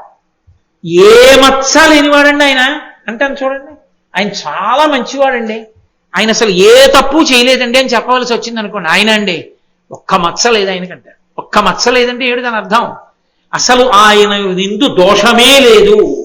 శంకరాచార్యుల వారు ఎటువంటి వారు అంటే ఉన్మృధిత కాలలాంఛనం. ఇక్కడ కాలడి శంకరుడిగా తిరిగితే ఆయనకి కంఠం మీద మచ్చ కూడా లేదు, తెల్లటి రూపంతో ఉంటారు. కాబట్టి ఉన్మృధిత కాలలాంఛనం అటువంటి శంకరుడు వినాయకం. అక్కడుంటే కైలాసంలో ఉంటే హేరంబుడిని పేరు ఆయనకి, వినాయకుడికి. హేరంబుడిని ఎందుకు పేరు? ఎప్పుడు నాన్నగారి దగ్గర కూర్చుని ఉంటాడు, అథవా నాన్నగారి కుడి తొడ మీద కూర్చుని ఉంటాడు. ఒకవేళ సుబ్రహ్మణ్యేశ్వర స్వామి వారు ఎక్కి కూర్చుని ఉంటే అప్పటికే పక్కన కూర్చుని ఉంటాడు. ఎప్పుడు నాన్నగారి పక్కన ఎవరుంటారంటే వినాయకుడు ఉంటాడు. అందుకే హేరంబుడిని పేరు. తండ్రి దగ్గరే కూర్చుంటాడు కాబట్టి వినాయకుడికి హేరంబుడు అని పేరు. అదే ఇక్కడికి వస్తే వినాయకం, వినాయకుడు పక్కన ఉండడు. అలా మనం అనుకుంటే పప్పులో కాలేసినట్టు. వినాయకం అన్న మాటకు అర్థం ఏమిటో తెలుసా? వినాయకం అంటే ఏదో ఏనుగు ముఖంతో ఉన్నటువంటి విఘ్నేశ్వరుడు పక్కన లేనివాడు అని కాదు దాని అర్థం. వినాయక అన్న మాట ఎవరికి అన్వయం అవుతుందో మీరు అమరకోశంలో చూస్తే ఆశ్చర్యపోతారు. వినాయక అన్న మాట ఎవరికి ఉందంటే బుద్ధుడికి ఉంది. తథాగత బుద్ధ వినాయక అని. తథాగతుడు బుద్ధుడికి వినాయకుడని పేరు.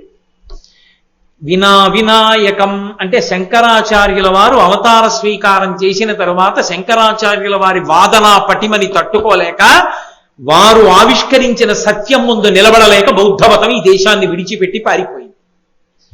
కాబట్టి శంకరులు వచ్చాక బౌద్ధమతం లేదు. కాబట్టి ఇక్కడ వినాయకం పక్కన బుద్ధుడు ఉండే అవకాశం లేదు. ఇంకా ఒకసారి శంకరులు వచ్చారు, బౌద్ధమతం విడిపోయింది.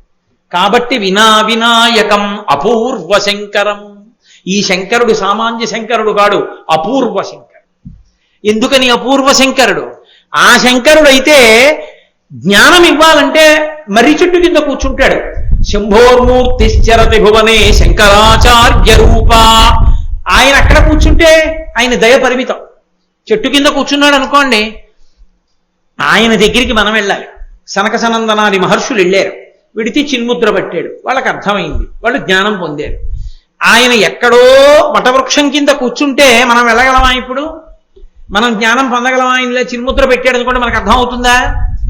మనకు అర్థం కాదని, కలియుగం వచ్చిందని జ్ఞాన ప్రబోధం చెయ్యడానికి నేను ఎక్కడో కూర్చుంటే వీళ్ళకి అందదని మన మీద దయతో కైలాసం నుంచి దిగొచ్చి నది ఎక్కడో పుట్టినా తానే అంతటా ప్రవహించి అందరి యొక్క దాహాన్ని తీర్చి వ్యవసాయానికి పనికొచ్చే పంటలు పండించి ఆకలి తీర్చినట్టు కైలాస శంకరుడు కాలడి శంకరుడిగా వస్తే తానే ఆసేతు హిమాచల పర్యంతము పాదచారి అయి 3 మాటలు పర్యటించి ప్రతి ప్రాంతానికి వెళ్ళి అద్వైతాన్ని బోధ చేసి వేదము యొక్క ప్రమాణాన్ని నిలబెట్టి 72 అవైదికమైనటువంటి మతములను ఖండించి మళ్ళీ సనాతన ధర్మాన్ని నిలబెట్టినటువంటి మహాపురుషుడయ్యాడు.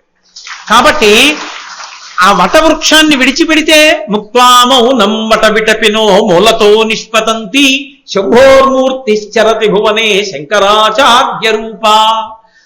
అక్కడే కూర్చుంటే మనకందడు. అందుకని మహానుభావుడు శంకరాచార్య స్వామి వారి రూపంలో భూమి మీద తిరిగారు. ఇప్పుడు తిరిగితే ముక్త్వా మౌనం, అక్కడైతే మౌనం మాట్లాడడం, ఇక్కడైతే మాట్లాడమని మనం అడగలేదు. ఎంత కిందకొచ్చారో తెలుసా? శంకరుల సర్వజ్ఞత్వం అంటే ఎంత గొప్పదో తెలుసా అండి? ఆశ్చర్యపోయే సంఘటన ఒకటి చెప్తా మీకు శంకర విజయాల్లోంచి. శంకరాచార్యుల వారు ఒకసారి అలా వెళ్ళిపోతూ వెళ్ళిపోతూ చెప్పులు కుట్టేవాడు ఒకడు చెప్పులు కుడుతుంటే నించున్నారు. ఇలా చూశారు. చూస్తే అతను చెప్పులు కుట్టడం ఆపి శంకరాచార్యులు వారు వచ్చారని నమస్కారం చేసి అన్నాడు, శంకరా మీరు సర్వజ్ఞులని మీకు బిరుదుంది అన్నాడు. అవును ఉంది.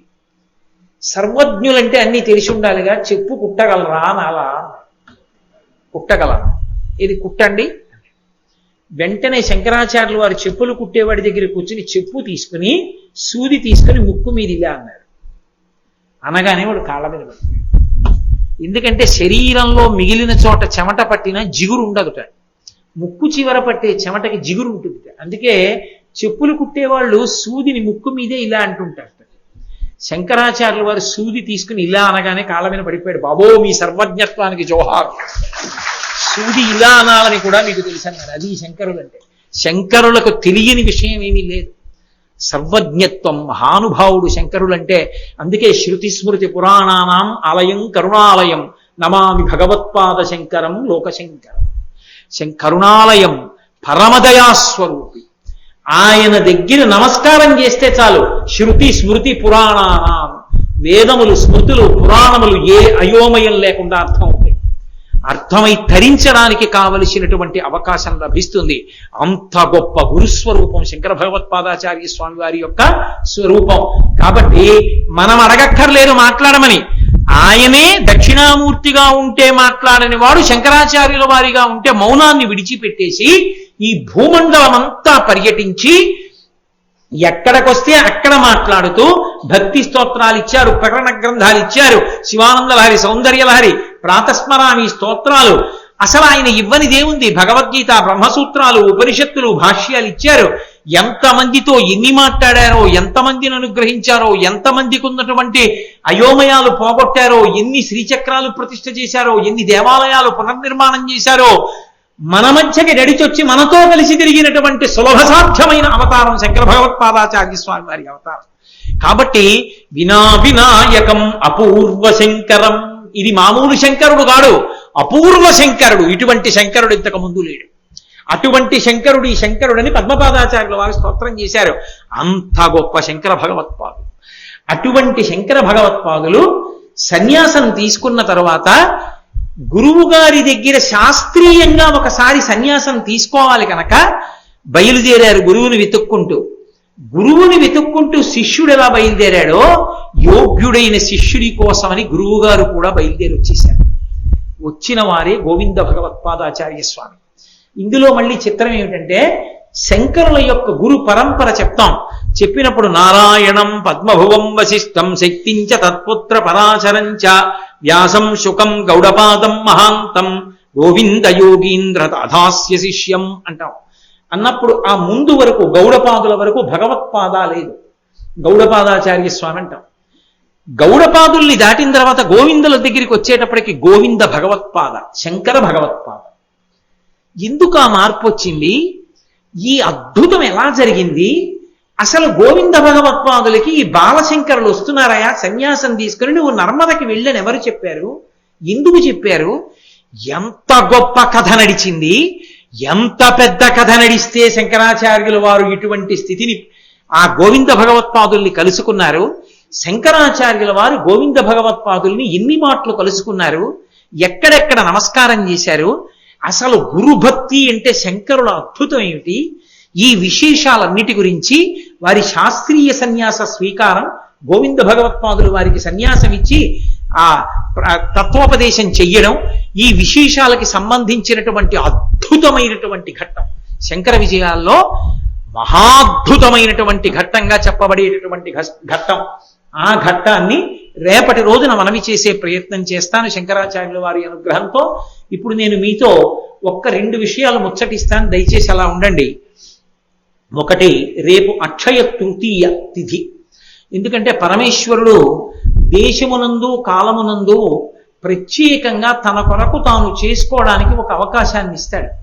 ఎందుకంటే మనం ఎన్ని చేశామన్నది పక్కన పెట్టండి, ఈ జన్మలో మోక్షం పొందుతాం అని ఎవరైనా అనుకుంటే మంచిదే, వారికి ఒక నమస్కారం. నేను కాదని ఎవరితోనూ వాదించను, వారికి ఆ యోగ్యత ఉండొచ్చు, పొందొచ్చు.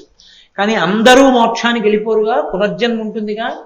ఏ శరీరంలోకి వెళ్ళినా ఆకలి ఉంటుందిగా, ఏ శరీరంలోకి వెళ్ళినా దప్పిక ఉంటుందిగా, ఏ శరీరంలోకి వెళ్ళినా భార్యాబిడ్డలు ఉంటారుగా, ఏ శరీరంలోకి వెళ్ళినా సంతోషంగా సుఖంగా ఉండాలన్న కోరిక మాత్రం ఉండిపోతుందిగా. తన కొరకు తానేమీ చేసుకోలేకపోయానని జీవులు బెంగ పెట్టుకుంటారని పరమేశ్వరుడు ఒక సంవత్సరం మొత్తం మీద దేశకాలముల యందు సృజించిన పరమోత్కృష్టమైన తిథి అక్షయ తృతీయ. దాని పేరే అక్షయ తృతీయ. అది ఒక్క వైశాఖ మాసం. ఈ అక్షయ తృతీయకి గొప్పతనం ఏంటంటే, ఈ శరీరాన్ని విడిచిపెట్టి జీవుడు ఇంకొక శరీరానికి వెళ్ళిపోయినప్పుడు కూడా చేసిన పుణ్యాన్ని అనుసరించే ఇస్తారు. కర్ణుడి యొక్క కథలోంచి వచ్చింది అక్షయ తృతీయ. అక్షయం అంటే అది ఖర్చు అయిపోవడం ఉండదు, ఆకలి తీరాలి. ఏ జన్మలో ఉన్నా నాకు కడుపు నిండా అన్నం దొరకాలి, నేను నలుగురికి పెట్టుకోగలగాలి అనుకున్నవాడు అక్షయ తృతీయ తిథి నాడు బ్రాహ్మణుడికి స్వయం పాకం ఇచ్చుకోవాలి. అంటే కసిని బియ్యం, ఏదో 2 దుంపలో 2 కూరగాయలో కాస్త చింతపండు, 2 మిరపకాయలు, ఓ పండు తీసుకొచ్చి ఇస్తారు. స్వయం పాకం ఇచ్చుకుంటే జన్మాంతరముల యందు కడుపు నిండా తాను తిని తన చుట్టూ ఉన్న వాళ్ళకి పెట్టుకుంటాడు. ఒంటికి బట్టకి లోటు రాకుండా నేను ఎప్పుడూ చక్కగా బట్ట కట్టుకుని ఉండగలగాలి అంటే దాని అర్థం మనుష్య జన్మ కావాలి. ఆ మనుష్య జన్మలో చక్కగా ఒంటి నిండా బట్ట కట్టుకుని ఉండగలగాలనుకోవాలంటే అంచు కలిగిన బట్ట, పంచెల చాపు తీసుకొచ్చి బ్రాహ్మణుడికి దానం చెయ్యాలి. అన్నిటికన్నా దారుణమైన శాపం ఏమిటో తెలుసా జీవితానికి? నీరు దొరకదు. అందుకే చేసిన పాపం తరిమితే దాహంతో అలమటించిపోతాడు. అలమటించిపోతే 10వ రోజున ధర్మోదకాలు విడిచిపెట్టిస్తాడు. ఆ నీళ్లు తాగమంటారు, అప్పుడు తాగుతాడు. అది కూడా మీరు ధర్మశాస్త్రం చదివితే కొన్ని చోట్ల చెప్పిన మాటలకు భయపడతాడు. కొడుకు అధార్మికుడైపోతే, కొడుకు గాయత్రీ మంత్రం చేసే అధికారాన్ని కోల్పోతే, సరే ఇంకా నేను కొన్ని కారణాలు చెప్పడం ఎందుకు సభాముఖంగా, అప్పుడు ఆ కొడుకు చేత్తో విడిచిపెట్టినా తాగనివ్వరు. ఆ కొడుకు స్నానం చేసినప్పుడు మర్మావయవముల వద్ద ఉన్న వెంట్రుకల మించి పడిన నీళ్ళని తాగమంటారు. నువ్వు అలా పెంచావు కొడుకుని, అందుకని అలాగే తాగని చెప్తారు. బాహుమూలములలోంచి పడిన నీటి బిందువుల్ని తాగమంటారు. అందుకని కనీసం ధర్మంలో ఉన్నవాడు ఎవడైనా వచ్చి కాసి నీళ్ళు ఇస్తే తాగనిస్తారని, అయ్యా అందరూ రండి అని కొడుకు పిలుస్తాడు. ప్రేమ ఉన్న వాళ్ళందరూ వెళ్ళి ధర్మోదకాన్ని విడిచిపెడతాడు. ఆ నీళ్లు తాగుతాడు. ఆ దరిద్రం లేకుండా శరీరం విడిచిపెట్టిన తరువాత ఉత్తర జన్మలలో కూడా కావలసిన నీళ్లు దొరికి హాయిగా దాహంతో కొట్టుకోవలసిన అవసరం లేకుండా ఉండేటట్టు చెయ్యగలిగిన తిథి ఒక్క అక్షయ తృతీయ మాత్రమే. అక్షయ తృతీయ నాడు పూజ బాగా కడిగేసి, లేకపోతే కుండ బాగా కడిగేసి దాంట్లో చక్కగా నీళ్లు పోసి, అప్పటికప్పుడు తాగడానికి యోగ్యంగా ఉండాలి, మట్టి కంపు కొట్టకూడదు.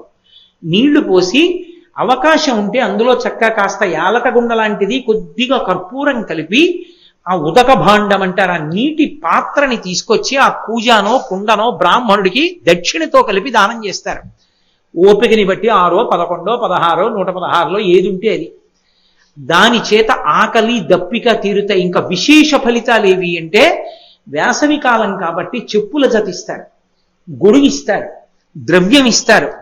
అక్షయ తృతీయ నాడు తప్పకుండా దానం చేసుకోవాలి. అది కూడా నేను మీతో ఒక మాట చెప్తున్నాను, భర్త వచ్చి దానం చేస్తే చాలు, కానీ ప్రయత్నపూర్వకంగా సువాసిని అయిన స్త్రీ, 5వ ఉన్నటువంటి ఆడవాళ్ళు భర్తతో కలిసి వచ్చి చక్కగా బ్రాహ్మణుడికి ఇచ్చేటప్పుడు, అథవా 2 జాకెట్టు బట్టలు పెట్టి అందులో పసుపు కుంకాలు పెట్టి ఇచ్చుకుంటే, ఇవ్వగలిగో చీర ఇస్తే మంచిది.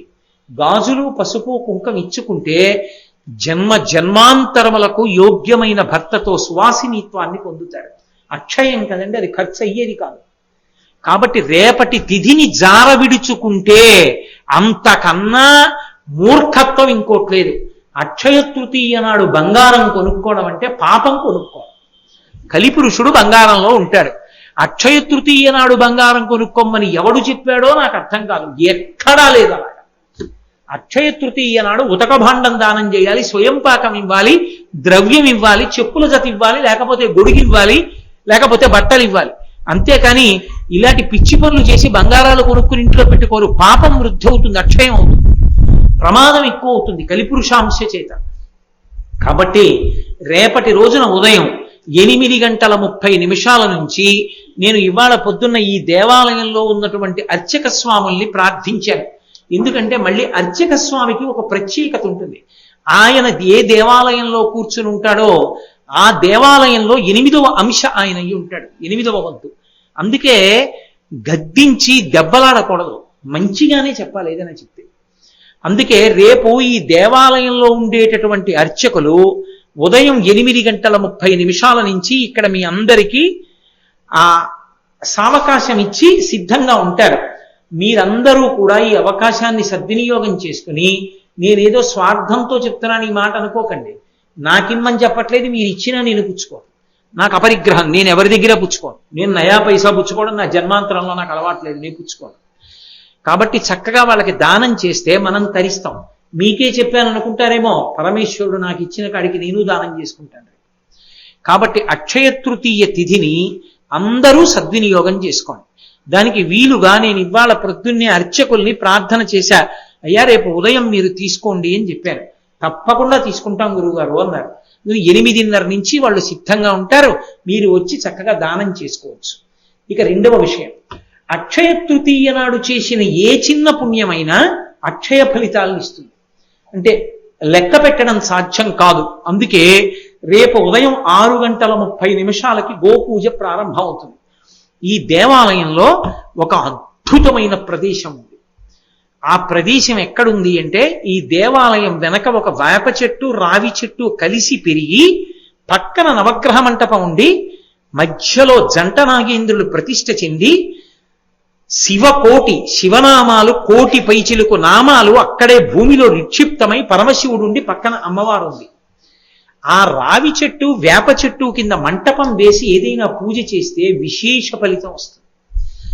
మీకెవరికి తెలియదు, కానీ ఇవాళ సందర్భం వచ్చింది కాబట్టి చెప్తా. అప్పుడప్పుడు నేను నిశ్శబ్దంగా ఎవరికీ తెలియకుండా వచ్చి అక్కడ కూర్చొని జపం చేసుకున్న రోజులు ఉన్నాయి. అంత గొప్ప స్థానం అది. అందుకే అక్కడ బిల్వవృక్షం ఉంది, పైగా బిల్వవృక్షం నీడలో లక్ష్మీదేవి కూర్చుని ఉంటుంది.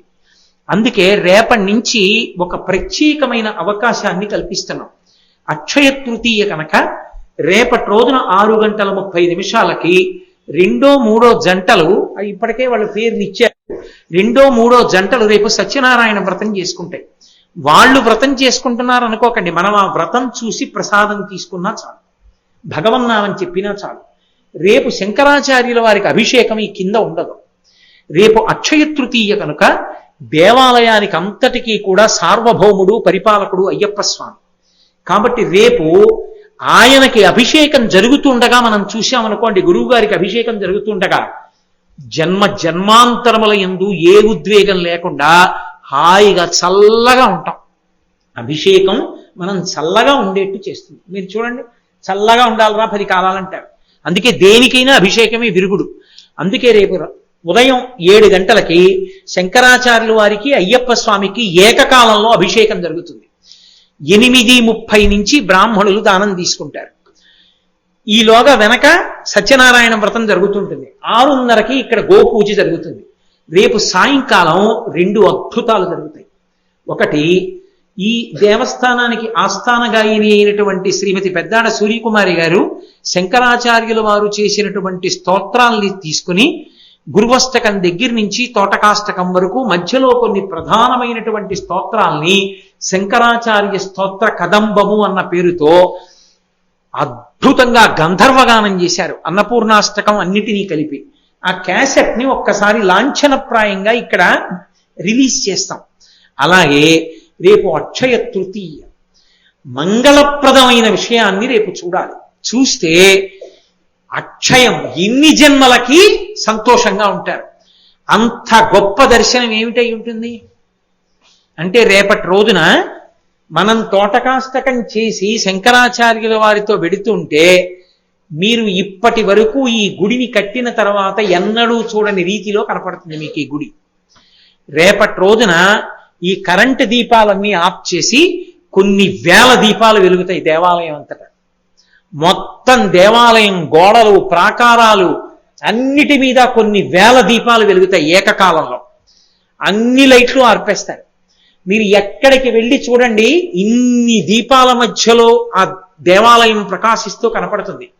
అక్షయ తృతీయ నాటి ప్రదోష వేళ దాటాక శంకరాచార్యుల వారి గురు పరంపర గురించి రేపటికి అందుకే తీసుకొస్తున్నాను. రేపు అక్షయ తృతీయ కనుక అసలు వాళ్ళ పేర్లు వింటే చాలు. రేపు అంతటి మహానుభావుల యొక్క వృత్తాంతం అంతటినీ విని, శంకరాచార్యుల వారు దీక్ష తీసుకోవడం వరకు విని, తోటకాష్టకంతో గురువు గారికి నమస్కారం చేసి సౌందర్యలహరి విని, కొన్ని వేల దీపాలతో ప్రకాశిస్తున్నటువంటి దేవాలయ ప్రాంగణాన్ని దర్శనం చేస్తాం. శంకరులతో కలిసి ఆ దీపాల మధ్యలో వెళ్ళొస్తాం మనం. కాబట్టి రేపు ఈ అరుగు మీద కానీ దేవాలయం అరుగుల మీద కానీ కూర్చోడానికి అవకాశం ఉండదు. కేవలం ఇలాగా సీతారామచంద్ర ప్రభు ఆలయ ప్రాంగణంలోకి కూర్చోవచ్చు. ఎందుకంటే ఇవన్నీ దీపాలతో నిండిపోతాయి రేపు. అంత అపూర్వమైనటువంటి దర్శనం. కాబట్టి రేపు ఈ కార్యక్రమాలన్నిటినీ కూడా సద్వినియోగం చేసుకుని చక్కగా అక్షయ తృతీయని సార్థక్యం చేసుకుందాం అనుకున్న వాళ్ళందరూ కూడా ఉదయం 6:30 నుంచి మీకు ఎప్పుడెప్పుడు అవకాశం కలిగితే అప్పుడప్పుడు వచ్చి ఆ కార్యక్రమాల్లో పాల్గొని చక్కగా మీరు భగవంతుని యొక్క పరిపూర్ణమైన అనుగ్రహమునకు పాత్రుడు కండి. ఇప్పుడు ఈ ఉపన్యాసం అయిపోయాక మనం తోటకాష్టకంతో శంకరాచార్యుల వారికి నమస్కారం చేసి ప్రదక్షిణ పురస్సరంగా జై జయ శంకర హరహర శంకర అంటూ వచ్చి శంకరాచార్యుల వారిని అక్కడ ఉంచి మనం సౌందర్యలహరి చదువుతాం. కాబట్టి ఇప్పుడు శంకర భగవత్పాదులు ఈ వేదిక మీదకి వస్తారు. మనందరం తోటకాష్టకం చేద్దాం. నేను కూడా కిందకు వస్తాను. మీ అందరూ కూడా లేచి నిలబడండి. మంగళాశాసన పరై వదాచార్య పురోగమై సర్వైశ్చ పూర్వైరాచార్యై సత్కృతాయాస్తు మంగళం. మంగళం కోసలేంద్రాయ మహనీయ గుణాత్మనే చక్రవర్తి తనూజాయ సర్వభౌమాయ మంగళం. ఉమాకాంతాయ కాంతాయ కామితార్థప్రదాయినే శ్రీగిరీశాయ దేవాయ మలినాథాయ మంగళం. సర్వం శ్రీ ఉమామహేశ్వర పరబ్రహ్మార్పణమస్తు.